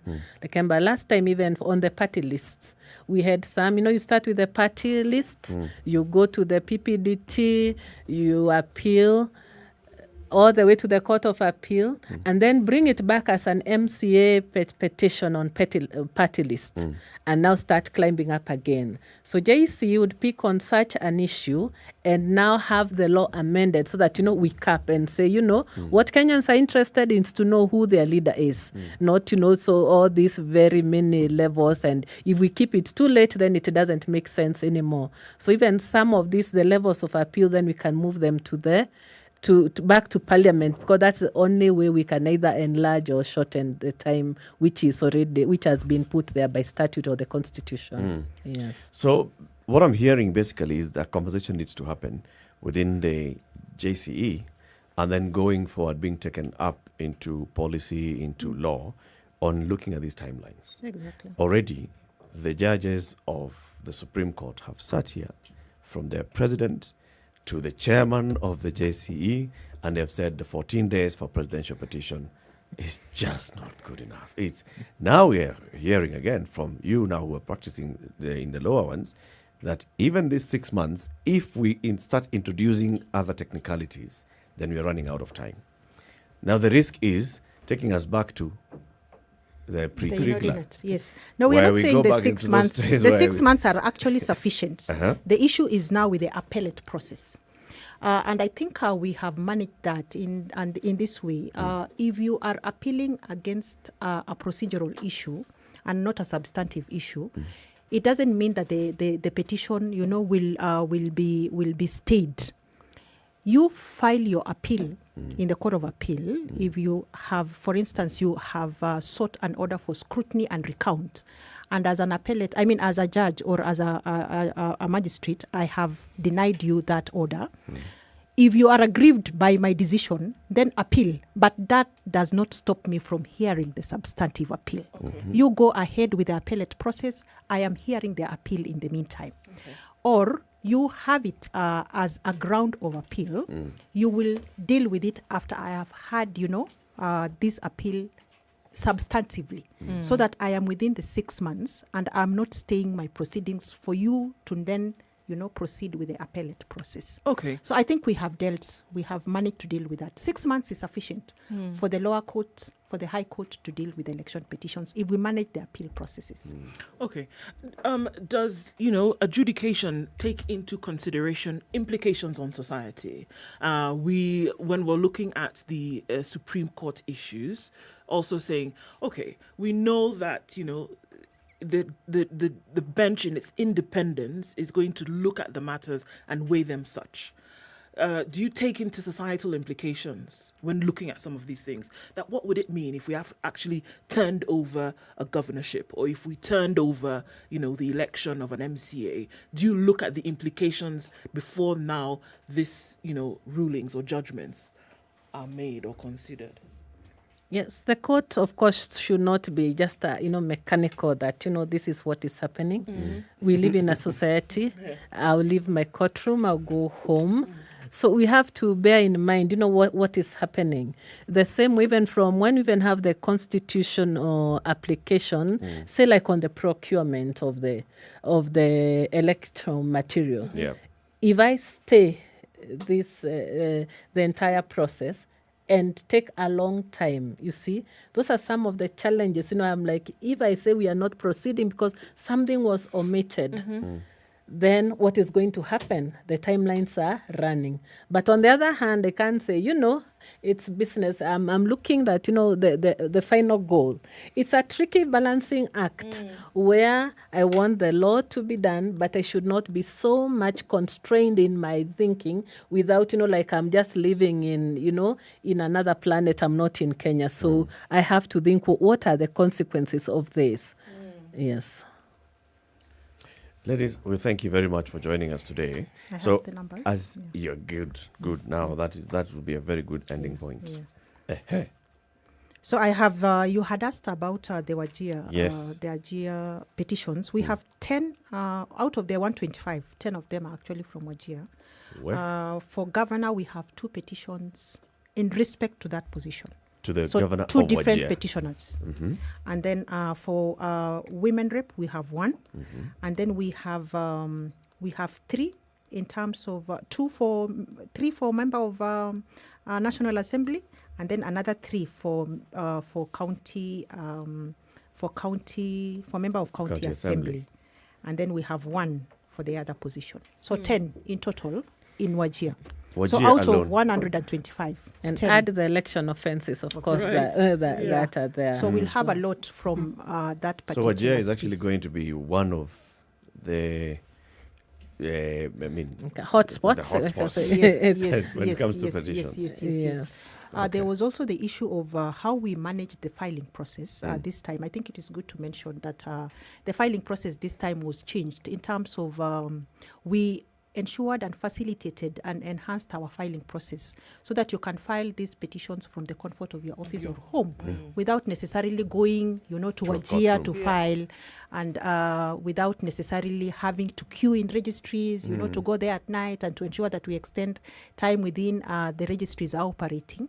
So the filing process this time was online, and we managed this across all court stations. So fantastic. We manage that. Thank you. We are making big strides, Yes. very big strides as a country. And if we just sit back and appreciate what we do, pat ourselves in the back. Exactly. Thank you very much, ladies, for coming. The Honourable Wendy Kagendo, Chief Magistrate, Milimani Law Courts, and the Honourable Elizabeth Tanui, Deputy Registrar of the Judiciary, both members of the Judiciary Committee on Elections, telling us about the status of election petitions in the country. This is a Justice Thursday's conversation. In the next hour, we are going to have a Broadway performance in the studio. Students from which school? St. Mary's. They'll be here. Good morning, 9 a.m.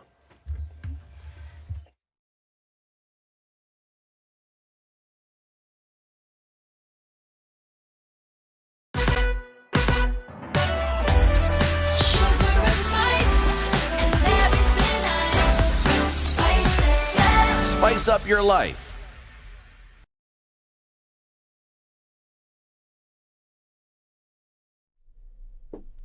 Good morning. This is Newswire. I am Stephanie Wangari. The question of whether allowances for members of parliament will be reinstated has now been directed to the Public Service Commission. This is after MPs and officers from SRC came to a conclusion yesterday evening following a 4-hour meeting. Speaking after the meeting, National Assembly Speaker Moses Wetangula and SRC Lynn Mengich had this to say. Certain issues that members were concerned with, which the SRC has said, those are within the mandate and purview of the Parliamentary Service Commission. We will deal with those. There are other issues which members have asked SRC. These are sticky issues. How do we deal with them? Again, we have agreed to engage, and we will engage. There are no time frames, but time is of the essence of everything. So at this point, there is nothing for us to come and say this is what we have agreed, this is what we have disagreed. We did not disagree or agree on anything specific. We did go through the principles of pay determination and related that to the pay that we have set for the members of parliament. Being that some of the members are new, it was also important for us to go through each of the elements so that they understand their pay, and where there were issues that were raised, we did commit that those will be discussed in the normal manner through the Parliamentary Service Commission, because that's how the Commission operates. During the first day of induction at the Safari Park Hotel, Wetangula assured parliamentarians that their allowances would be reinstated. Exiled lawyer Miguna now says that he is determined to recover 7 million shillings from Interior CS Fred Matiang'i and his PS Karanja Kibichu, which was awarded to him by court. In a statement, the lawyer directed the two leaders to contact his lawyer over the payments. Miguna was awarded the cash in damages for the times the government officials disregarded orders issued to facilitate his return. He also advocated for red alerts to be issued against Matiang'i and Kibichu, claiming that the two had committed crimes against Kenyans. Now, cabinet secretaries and principal secretaries who were appointed by former President Uhuru Kenyatta are set to remain in office until his successor William Ruto names their replacements. This, according to a circular released by the head of public service Joseph Kinyua, is to ensure that there is no vacuum during the intervening period of the transition from Kenyatta to President Ruto's administration. The public service boss further said that in the meantime, the roles of the CSs and their respective PSs remained confined to the general administration only. Now, the Public Service Commission has invited members of the public to submit their views on the proposed establishment of the position of Chief Administrative Secretary. The position of CAS was initially created by former President Uhuru Kenyatta in 2018 in a process that the court later declared unconstitutional. However, in a statement issued, the Public Service Commission disclosed President William Ruto's intention to retain the CAS position, but in accordance with the provisions of Article 132(4)(a) of the Constitution. The Commission noted that the functions of the Chief Administrative Secretaries will entail responding to issues touching on the portfolio assigned to the office, providing liaison with the National Assembly and the Senate, providing liaisons with county governments on matters of concurrent mandate and common interest. Now, in matters international, former U.S. President Donald Trump and 3 of his children have been hit with a fraud lawsuit after the New York investigation into their family company, the Trump Organization. It alleges that they lied by billions about the value of real estate in order to get loans and pay less tax.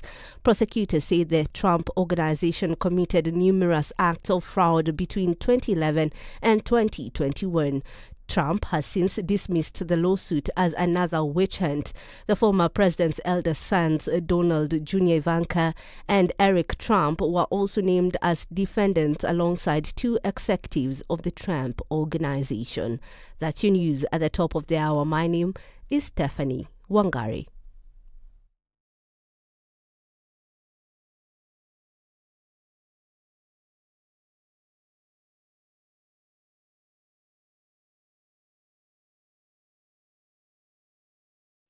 Traffic coming into the city, and we're looking at Jogo Road really heavy going out towards that stadium at City Roundabout, then City Stadium Roundabout, and then it goes on to Landis and comes in heavy at Kamkunji. Lunga Lunga is still pretty busy, and that's what we're looking at now. On the Thika Superhighway, just past Surveys, where we see traffic going out towards the Pangani Underpass. It looks much better coming off of Kiambu Road. It's heavy on Uhuru Highway at all your roundabouts going out towards the city. On James Gishuru, we're looking at the western part of the city, still heavy, coming out of Westlands as well, still doing the thing. All right, we're coming out of traffic hour not too far from now. Let's talk on SpiceFM KE and try to keep things moving this morning. We'll talk again in about half hour.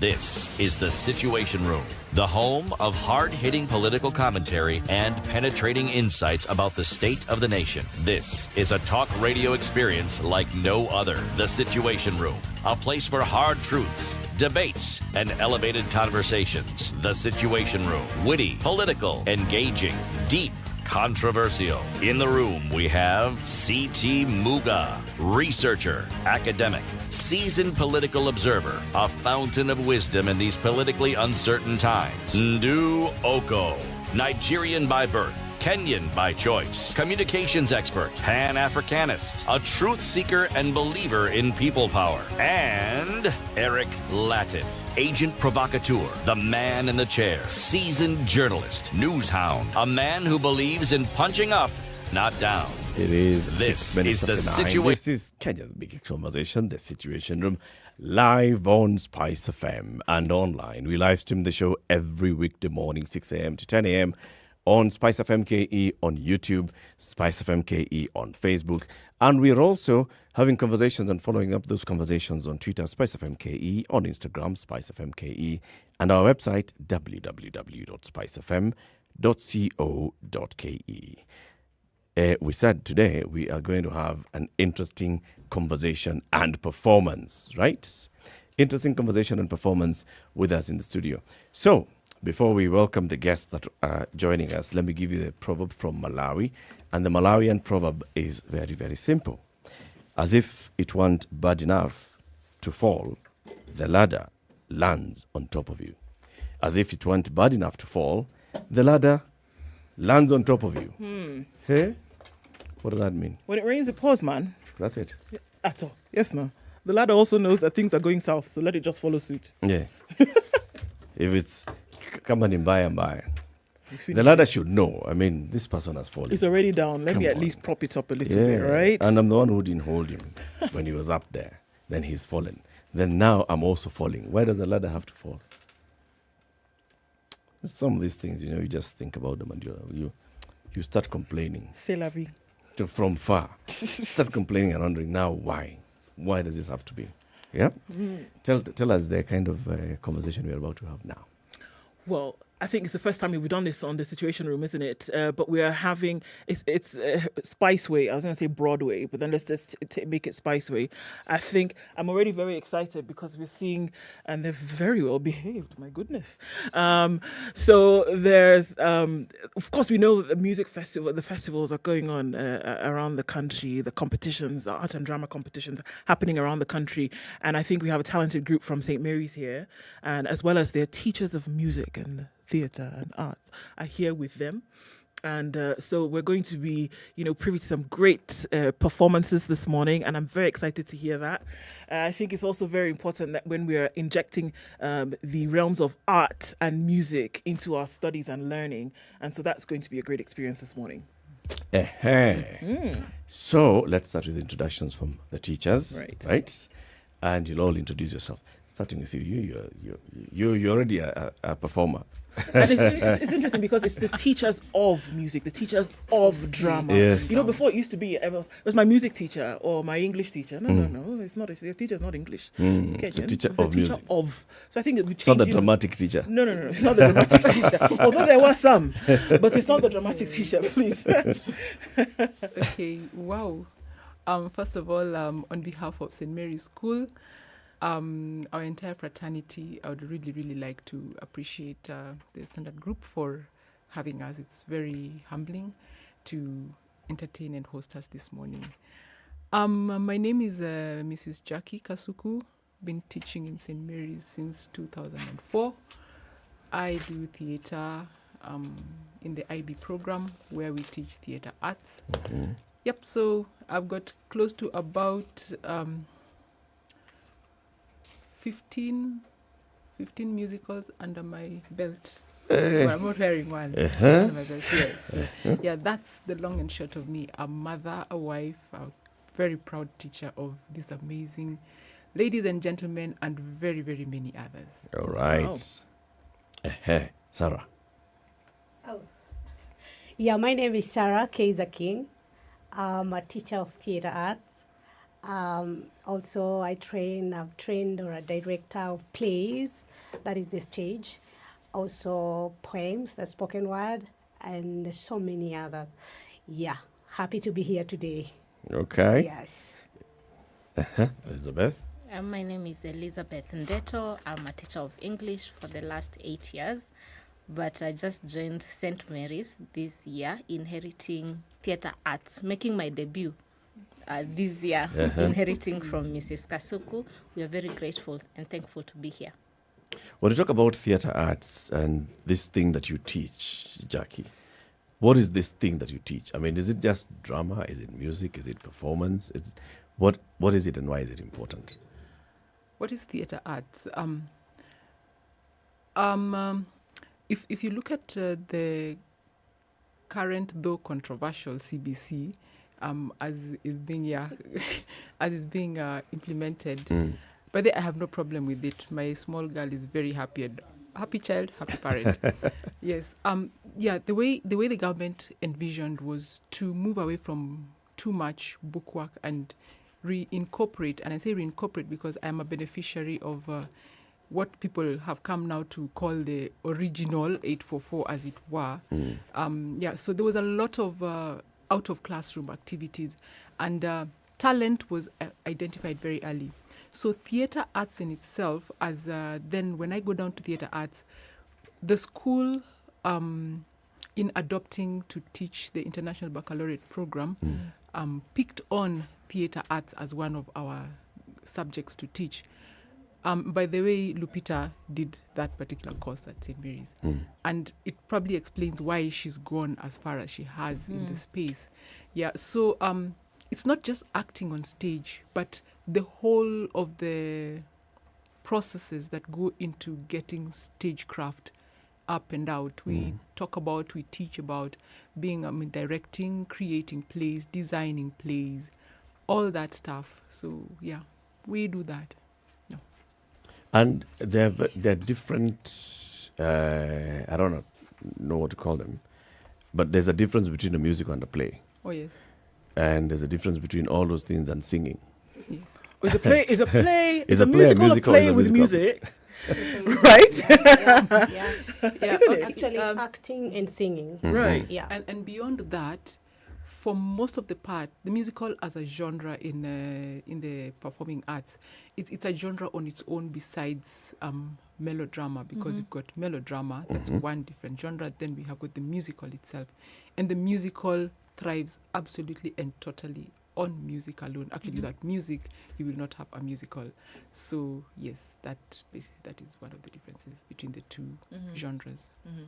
And are we getting, and I think it is extremely important, are we getting more and more young people interested in performing in the arts? I mean, I think we have an older generation that would want to sit and be entertained by the arts. We can watch a play and you can, go and attend this or that, but then performing in them and then going on to do something like that, I think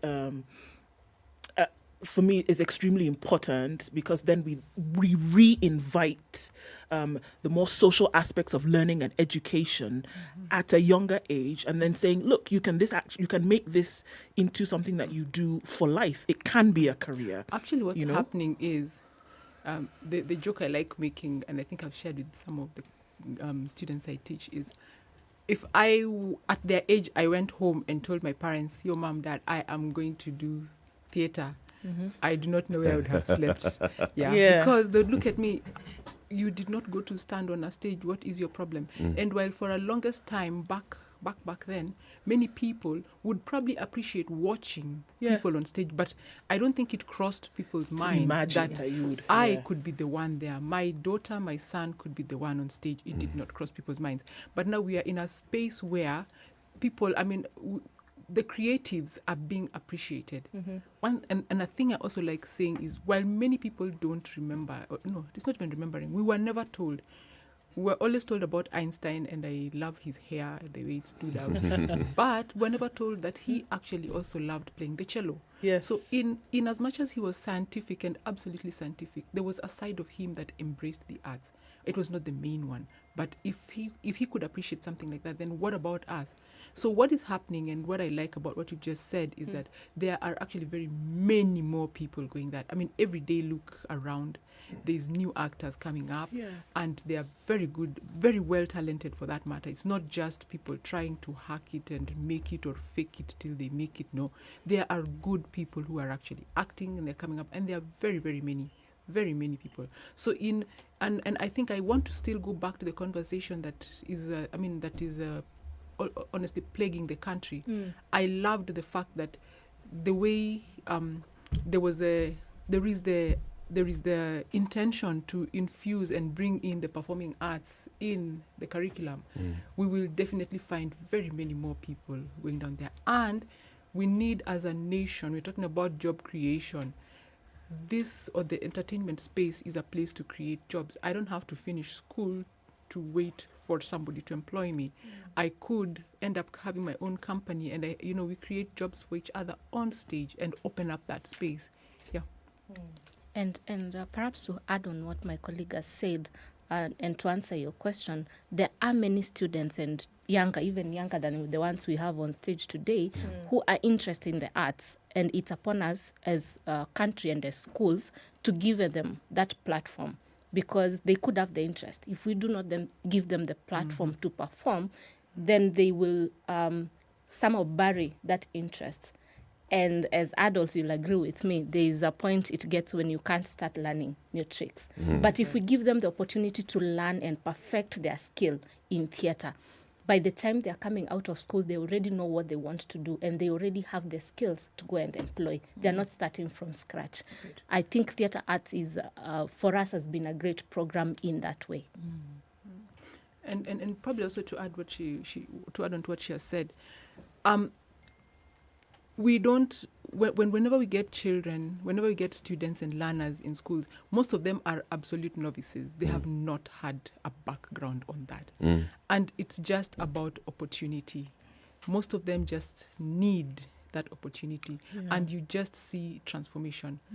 You see a transformation. I am a believer in the fact that the way my fingers are not same, all of us are different. Absolutely. So we cannot say that all of us are book smart. If you're book smart, and most of us as parents, I'm a parent myself, and if I don't appreciate that children can be different and my learners therefore can be different, Kiran there might be good in the sciences, Raphael there. Yeah, Raphael is the scientist there. There is the artists there on that stage. There we've got like 4 girls who are doing theatre arts. They definitely are. Christy there who never acted before, like seriously, she comes on. Good singers, how will they know if they're not given the opportunity? If they don't get the chance. Yeah, but you find that this generation of the younger generation actually have no qualms about being they're in willing front to of try. people. Yes, that's one thing. They're daring. Yes. They want to do it. In a way we were not. Sarah Kiza King, how about you introduce us to your students, because they're here in the studio. Tell us who each one is one by one, and then they say hello to us. Okay, I hope I remember all their names. So we have Kiran. Hi, Kiran. Hello. We have Raf. Hi. We have Rishi. Raphael is our head boy. Oh, the head boy, yeah. Yeah, Raphael is our head boy. Yes. We have Rishi. Hello. We have Adelina. Hello. We have Lawino. Hi. We have Aura. Hi. We have Christe. Hello. We have Imani, our assistant director. Assistant director. Yes. All right. And then we have Daniel. Yes. Why does Daniel have a different So colours? let's start. Daniel, get on stage. And the bosses, Yeah. right? Yeah. The 2 bosses, get on stage, go to a mic, each of you, and tell us, I mean, why first of all, why is Daniel's coat blue? I want to know. Why are you dressed different? Let's start with you, Daniel. Coming to the mic. Yeah, okay. To answer your question first, the reason I'm wearing blue is because, I don't do IB. I'm not in IB right now. I am currently in senior school. I'm in Form 2. Okay. Yeah, so usually have different colored blazers to the rest, yeah. Okay. So, yes, I'm happy to be here. Very happy. So what are you in this whole enterprise? I play the character Marty. I don't necessarily sing during the musical. Not a lot. I dance and act a lot. Yeah, and I'm getting into the I don't understand how to explain. Yeah, into the string of to the groove of things. Yes. On how to act and stuff like that. Yeah. So I'm doing well. Good. Yes. We will see shortly. Madam Assistant Director. Yeah, I'm quite short. Boss Lady Ma'am. Yes.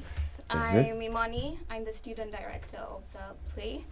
And yeah, so my job is to help Miss Jackie and Miss Kazia to, direct the play. So it's my first time actually directing. I've always been on the acting side actually. So yeah.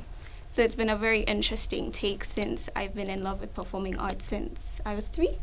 Yeah. So yeah, it's been fun. Yeah. And what do you do as an assistant director? What's your job?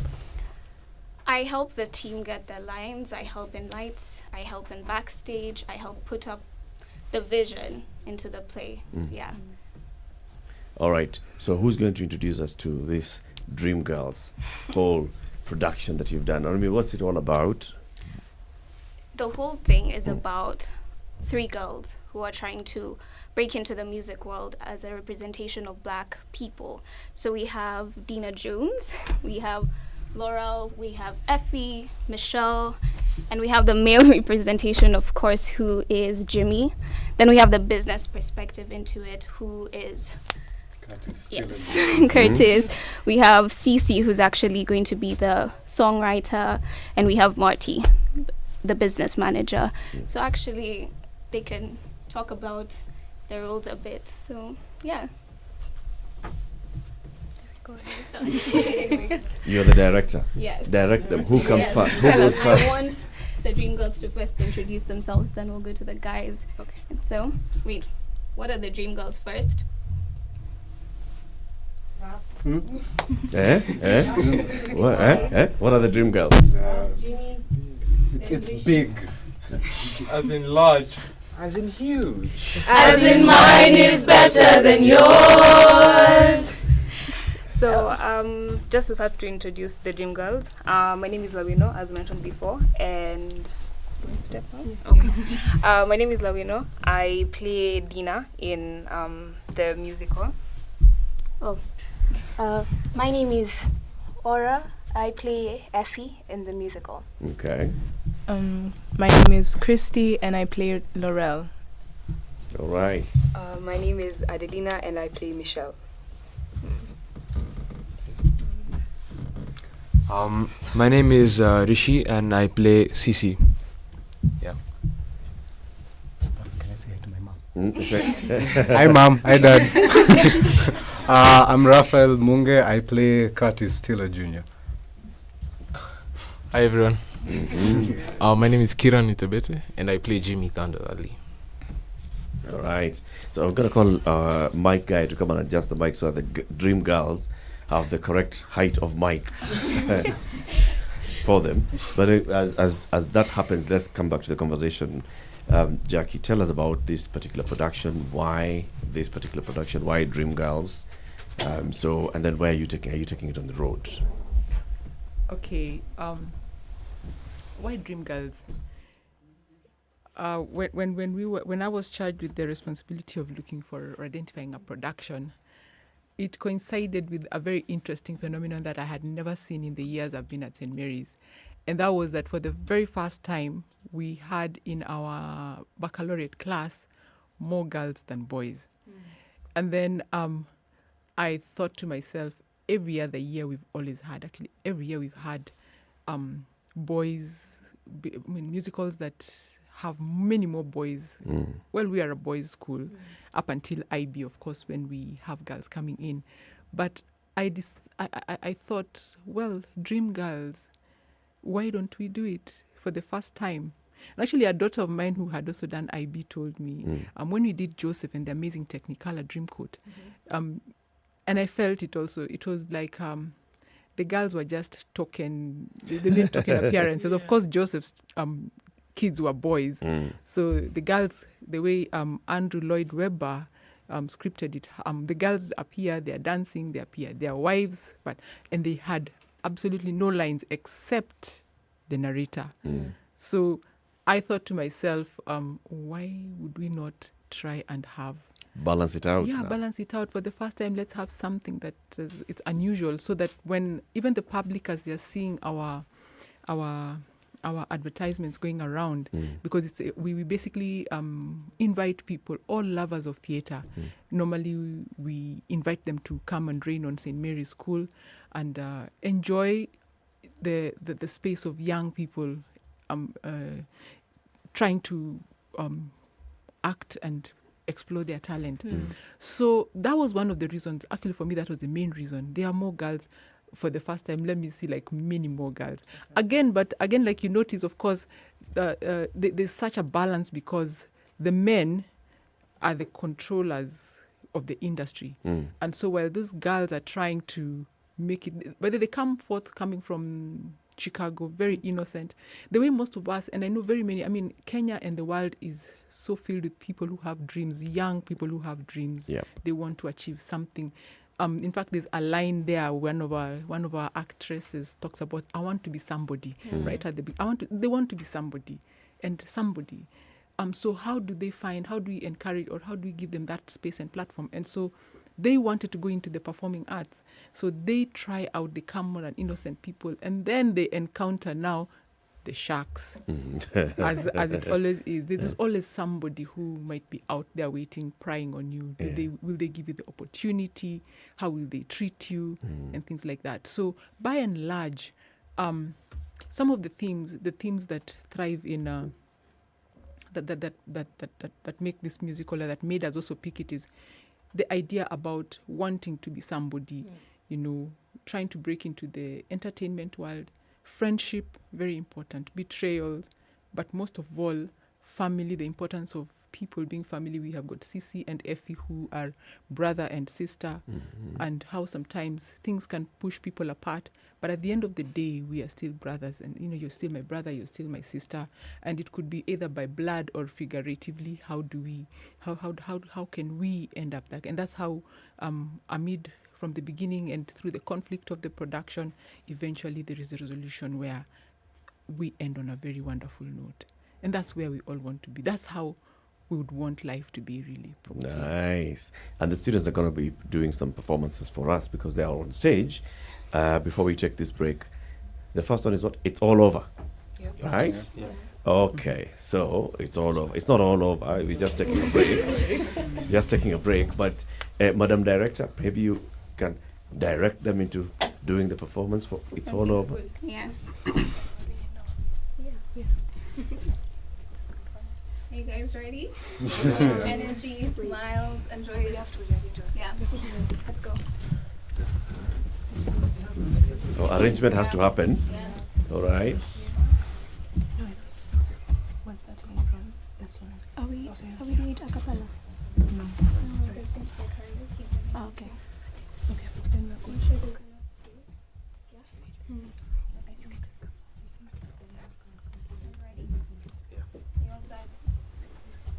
We come here. Okay. All right. Are we doing the movement? Yeah. The mics are on mic stations. Just make sure the karaoke is times 2. The sound. No, for this one. 3, 2, 1, go. Effie, Curtis was supposed to Love me. Curtis was supposed to love me. There you are, Effie. I've been looking all over. I turned my back and found myself out on the line. You could have warned me, but that would have been too kind. I've been warning you since Chicago to clean up your act.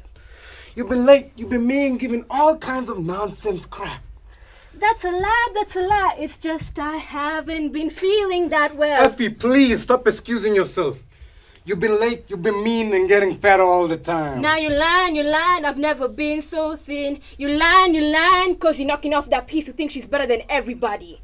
She ain't better than anybody. She ain't nothing but common. Now who you calling common? You self-indulgent, self-absorbed and unprofessional. I'm calling you. The common piece is knocking off. Now you listen to me, you misblame it on the world. Say, I've put up with you for much too long. I have put up with your screaming, I've put up with your nagging, and now you're screaming too. When are you two gonna stop all this fighting? Stay out of this, Laurel, between Dina and me. Yeah, well, it's between me too. I'm as much a part of this group as anybody else, and I'm tired. Effie, I'm tired of all the problems you're making us. I always knew you two were together. What? Always knew you two were ganging up on me. Hey, now watch your tone, don't blame it on the rail. Now she had nothing to do with this change. It was you, always thinking of you. All you can do is rant and rave. Think a star is a king. Wake up, baby, a star is a slave. Wake up, baby, a star is a slave. I knew you were trouble from the start. Trouble? You were real bad trouble from the start. What? But you're getting out now. I'm not building this group to have you tear it apart. Go ahead and rant and scream and shout.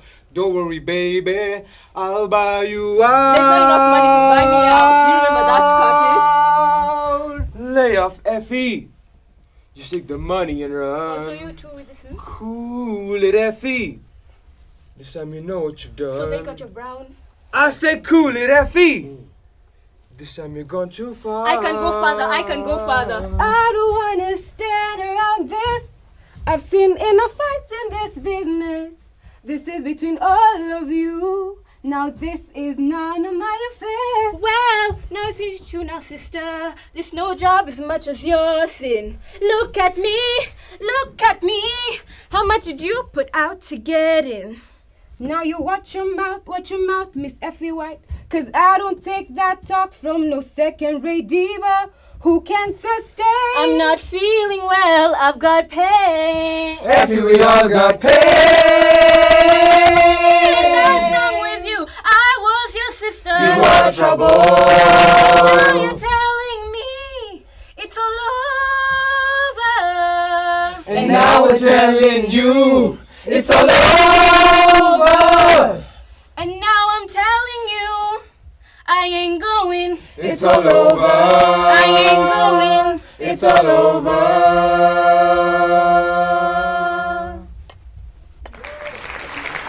Well, it's all over, I think. Well done. Well done. The students of St. Mary's School performing It's All Over from the musical Dream Girls. Time for us to take our break. When you come back, you'll have another one that you perform. Great. Great. This is Kenya's biggest conversation, The Situation Room. Our guests this morning, the students from St. Mary's School performing Dream Girls and telling us why they are doing the Dream Girls and then how we can get to experience them on proper stage, doing the proper Dream Girls in proper costumes and everything. Right? 20, proper everything. 26 minutes to 10. Also reminding you that schools are going to be reopened, especially 844 schools, and Naivas is always there for you and a friend, celebrating all that have made the education of our children a success so far. Naivas back to school offers coming up in a couple of days, and we'll be telling you more about them. Let's take this break, take a look at the weather and traffic. We'll be back shortly.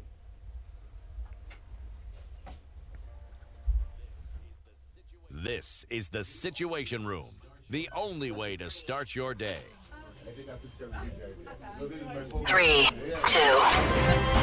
Everybody, welcome to Kenya's biggest conversation. How are you, madam? Mr. ako sawa, madam pia ako hapa. Eric Latifa, Muga, Madam Du, nimesalimia wote sana. Tumepokea salamu, asante sana. Hapa Garissa today the weather is very good, only that baridi inatupeleka mbio sana.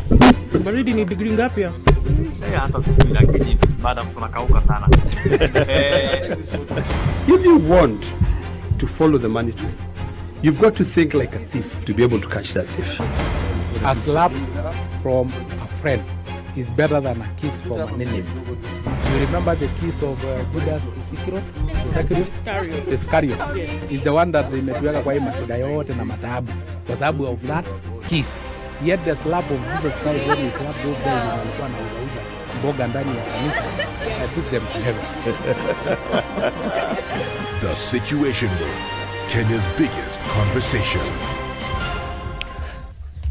Sunny conditions in Nairobi at 18. We'll see highs of 26 and lows of 15 today. It's sunny at 18. In Nakuru, highs of 25, and we'll see highs of 25 as well, and a mostly sunny Nyeri at 18.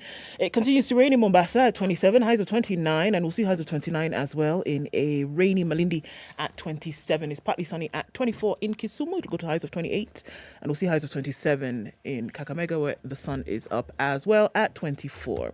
The rain continues in Kampala at 21, highs of 27, and we'll see highs of 29 in a sunny Dar es Salaam at 25. It's 13 degrees and mostly cloudy in Joburg. It'll go to highs of 22 and 29 will be the high. In a rainy Lagos at 24, 25 and sunny in Kinshasa, highs of 31 and lows of 23.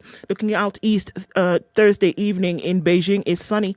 See highs of 28 and lows of 15. 8 degrees and mostly cloudy in Paris, highs of 21, I beg your pardon, and lows of 8. And we'll see highs of 20 in London, where it's sunny at 13. Still Wednesday night in New York at 23. Coming into Thursday, we'll see highs of 23 and lows of 12. Classic soul, R&B, smooth jazz, neo soul, and nostalgic ballads. Make some noise. Yeah. You're listening to Spice FM. All right, I think we're all right, guys. Coming out of a hectic morning, it's looking like it's ending on the Thika Superhighway. Coming off Jogoo Road, that's going to be busy for some time. Landis Road is looking really heavy as you get into that Kamkunji roundabout, but we're seeing heavy traffic on Uhuru Highway out towards the city. Gong Road still looking a little bit crazy as you get towards Community, but you should be all right. Traffic hour, according to the clock, is over. Talk to us through the morning. SpiceFM KE on Twitter.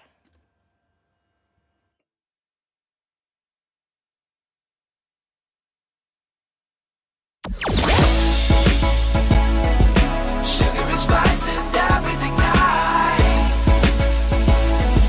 Spice FM. Spice up your life. Mature, intelligent talk every morning. Spice up yourself.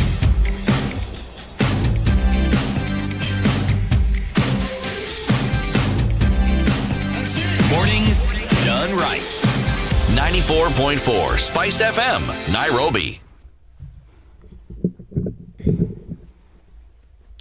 Every man has his own special dream, and that dream's just about to come true. Life's not as bad as it may seem if you open your eyes to what's in front of you.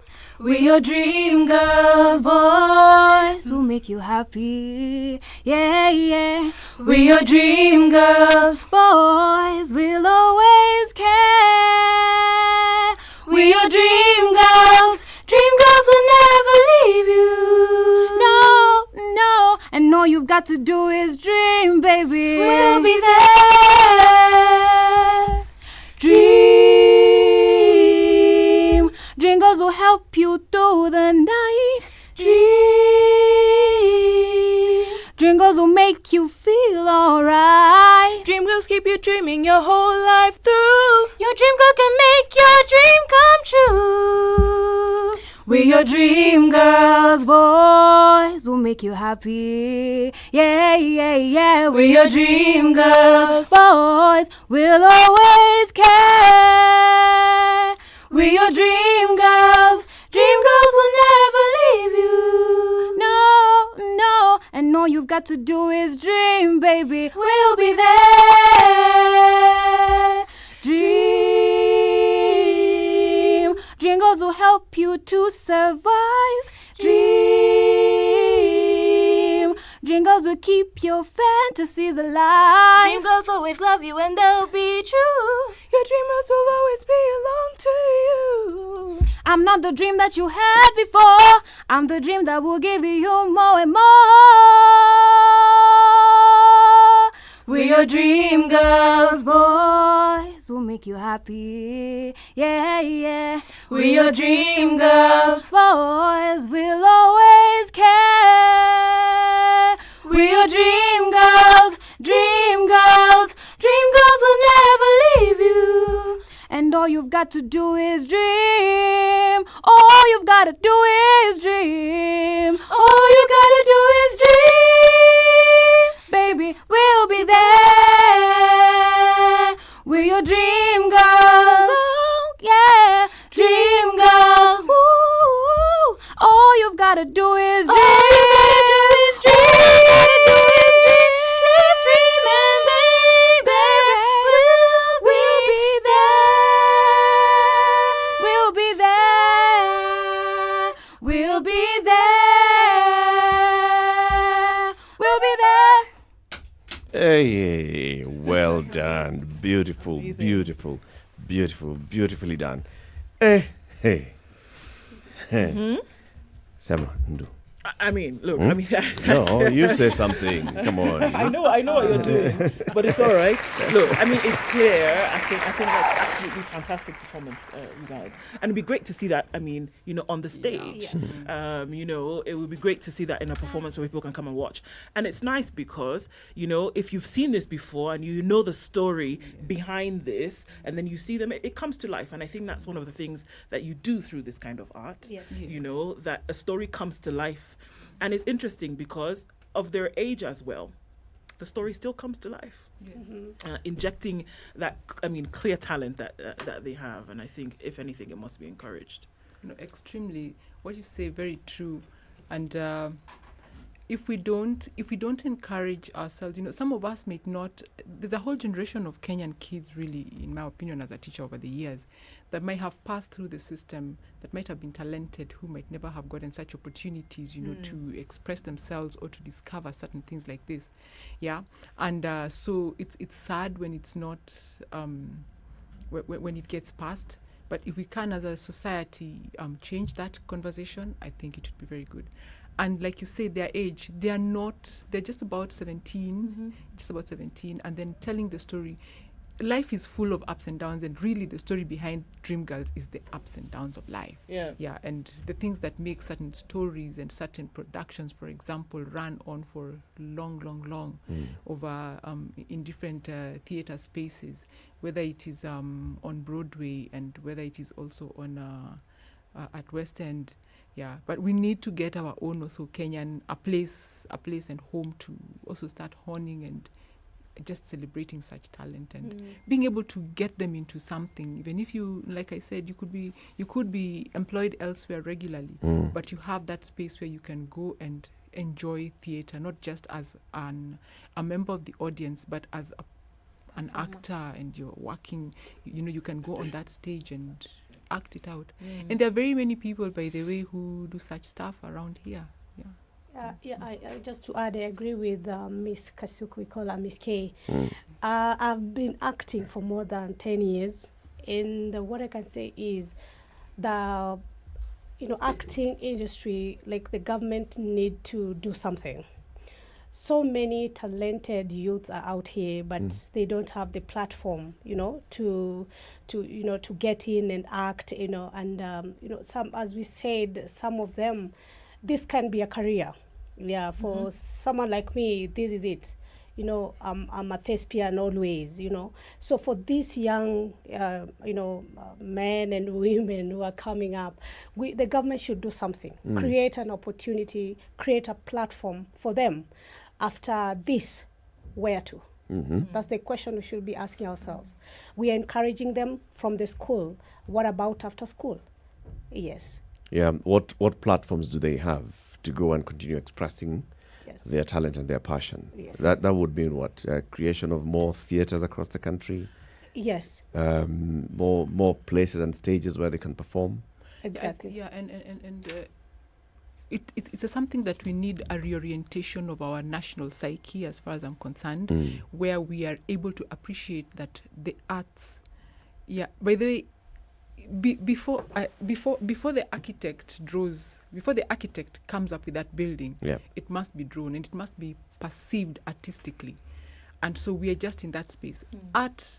There's one lesson that one aspect of the IB curriculum that we teach called the theory of knowledge. And in that space, when we interrogate knowledge, the art is a science and science is an art, if that makes any sense to anyone. We would go on talking about that whole thing, but you look at it and you see how they are intertwined at the end of the day.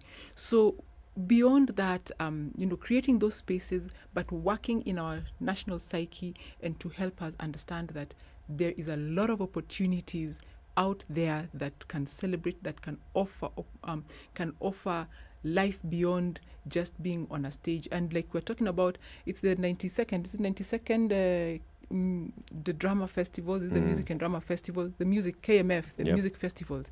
Yeah, where do all those kids go to? And by the way, for all intent and purposes, when we were in high school, that's where my trade began. We attended those items. I was privileged. I was lucky enough, found my way onto the place where I can... Where you can practice, continue doing it. That. But how many other people do I know? I mean, when I look at my high school page of where we communicate with people, I see it just ended there or it just fizzled out.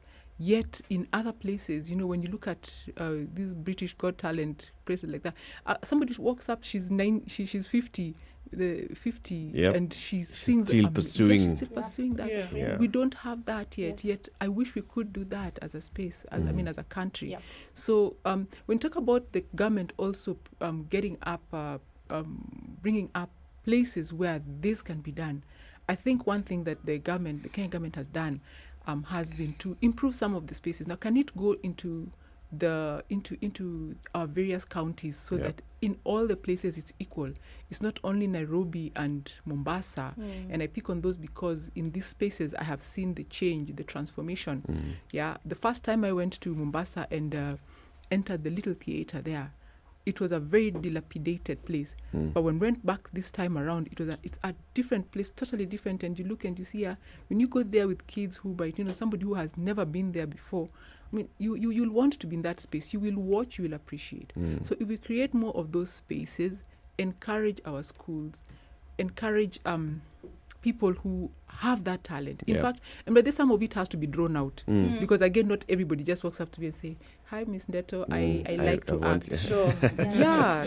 But aren't we also looking at a spot, and I know you wanted to go something else, but aren't we also looking at a spot where then some of these vices that we see that will unfortunately attack folks at this age, sorry guys, but it's true, and we say, look, are we trying to say that there are very many things that are positive that you can be involved in that would take up your time, that would otherwise go towards, some of these vices in society that we're talking about, which are huge problems today. They are. Whether we're talking about drugs and alcohol, whether it's what we're talking about, all sorts of other nonsense that's going on, there are opportunities through sport, through art, through music, through drama, through theatre, that you can actually take up your time when you're not studying, for example. There is a parent, actually, one of our parents, one of our cast members, he happens to be in Form 2 also. And the phone call I got from the mom another day, just about last week, she told me, and this is a kid who has totally changed before my eyes. You find, I remember, confessions on radio. Right. I remember when the boy came, he's a very quiet, I didn't even know he could introduce himself. So he shows up, and I'm thinking, okay, nice, great. So I put his name down, and then we start out, and I gave him a role where, because I also was not sure. Because you're just looking at him and thinking, I'm thinking, what one. can he do? And then one day he walks up to me and tells me, Miss, do I have lines to speak?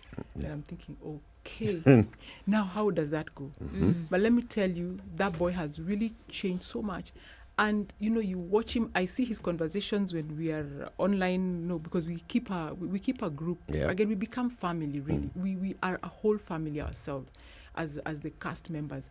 And the mom calls me the other day and tells me, "You just don't know how happy I am." She's trying to ensure that she's able to attend there, and see now the support from parents. Yeah. If your kid is going down that road, instead of bashing them down, for some of them it may be just Imani, by the way, I'm supporting you. Yeah, I know parents who will drive from Thika to bring that child to sit in the car park and wait for the audition to end, and then it's midnight, and then we start our journey back. So this young man's mom tells me, my son keeps asking me, "Mom, I don't know what I'm going to do when the musical is done."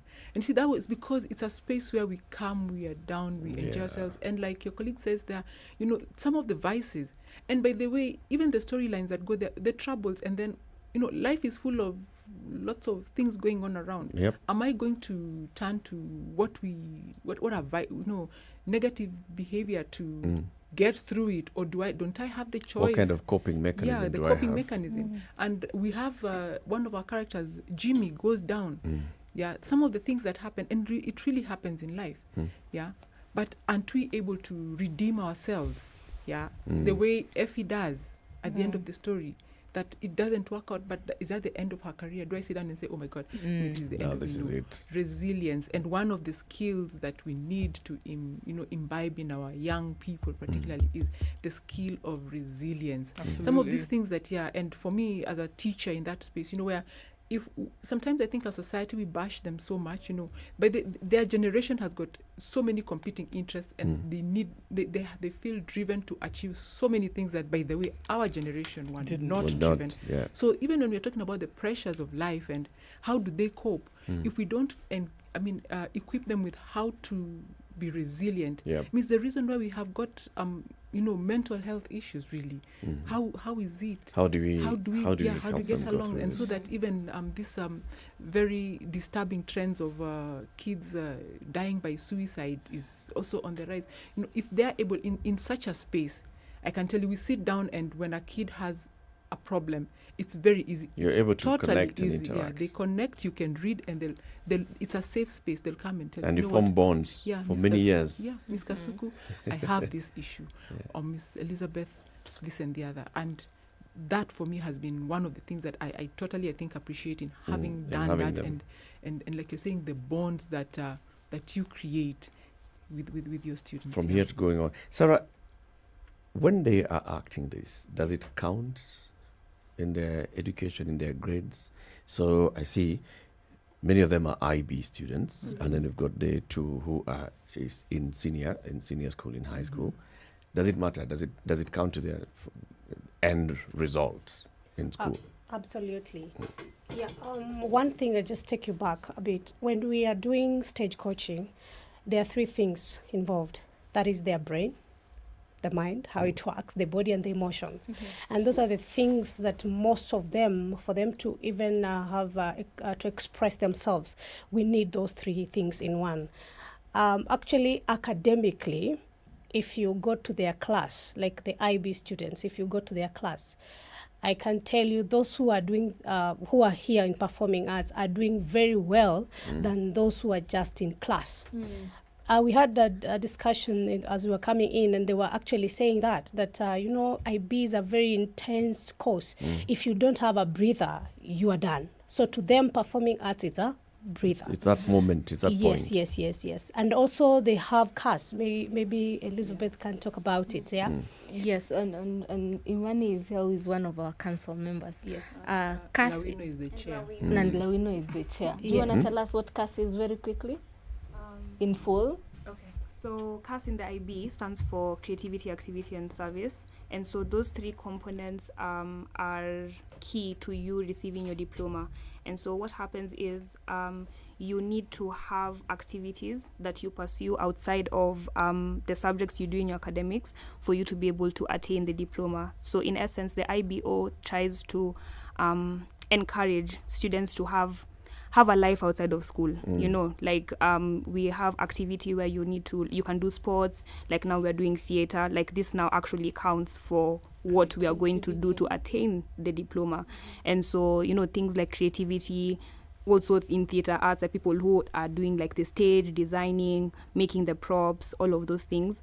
And so, and service as well, because you have to give back to the community and help other people in the course as well. So those 3 things have really helped us to work collaboratively, learn how to work with other people, and how to grow as a person, not just as a student or just going through school to attain the diploma, but what do you come out of it with? In fact, at the end of their course, before the end of their course, they are required to upload that I have made this many hours of creativity. I have put in this many hours of service through my 2-year diploma course. Therefore, when the students who are in theatre arts now, in this musical, will get to have us as their directors approve that indeed Lawino served this many hours in theatre, which counts towards their diploma. But more than that, I think, as she was trying to say earlier, that theatre and the arts serves as an outlet for all of our students and any student. When we go into theatre at the end of the day, nowadays we say, I look forward to 4 p.m. when I can just put my books down, not think about homework, and be able to dance and let go. Sure. Just let go. And I think that is one of the most therapeutic thing for the mind that we can do. And the discipline that goes into theatre counts so much into the whole of a person. If I am late, there is no space actually to be late to theatre, because we've taught them to know if I am late, the whole production is late. So I need to be on time. I think that kind of discipline goes even beyond the diploma, even after they have done with their school. Well done. Guys, perform your final one, family, right? Okay, as we conclude the show. So this is it. This is the curtain call.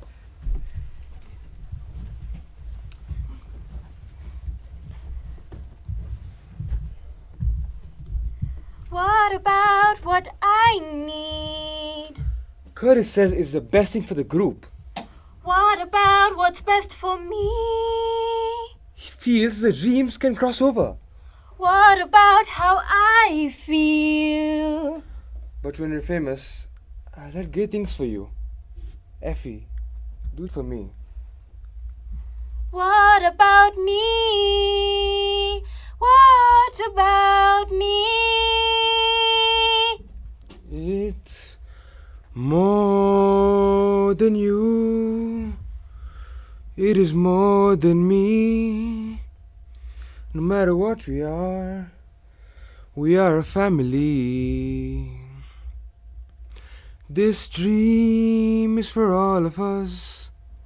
This one can be real, and you can shop us now because of how you feel.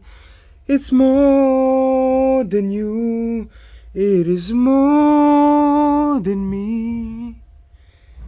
Whatever dreams we have, they're for the family.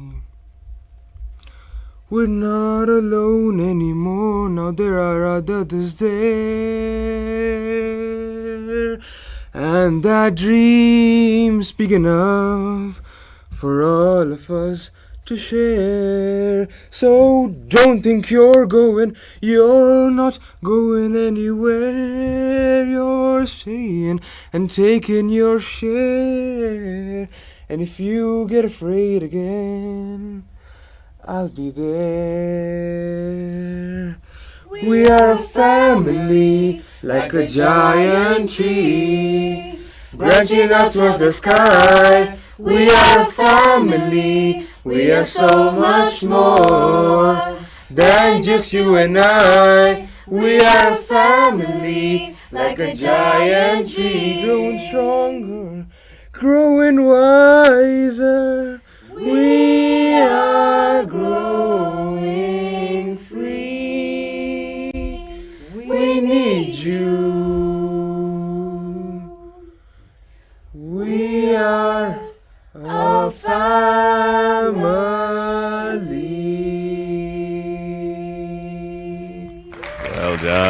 Well done again. And that is the best way to end the show. That's the cast of Dream Girls from St. Mary's. How can we watch this in 20 seconds? We have our posters; they're available, but we also have our what is this thing called? Our pay bill number. All right. 741116.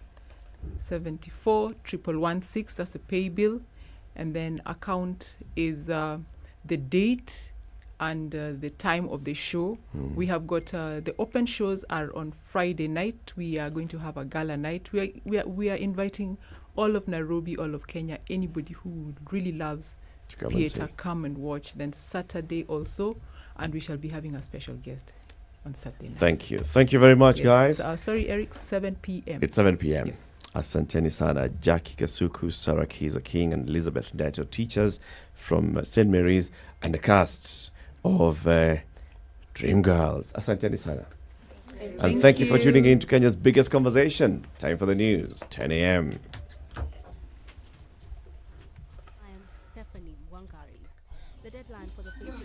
Old generation passports for all East African country member states has been set for November 30th. Immigration boss Alexandra Muteshi has advised Kenyans to acquire the new biometric e-passport to avoid any inconveniences. Now, Rwanda President Paul Kagame says there is a need for a multinational political solution to the security challenges in the Great Lakes region, particularly the conflict in the Eastern Democratic Republic of Congo, while addressing the 77th United Nations General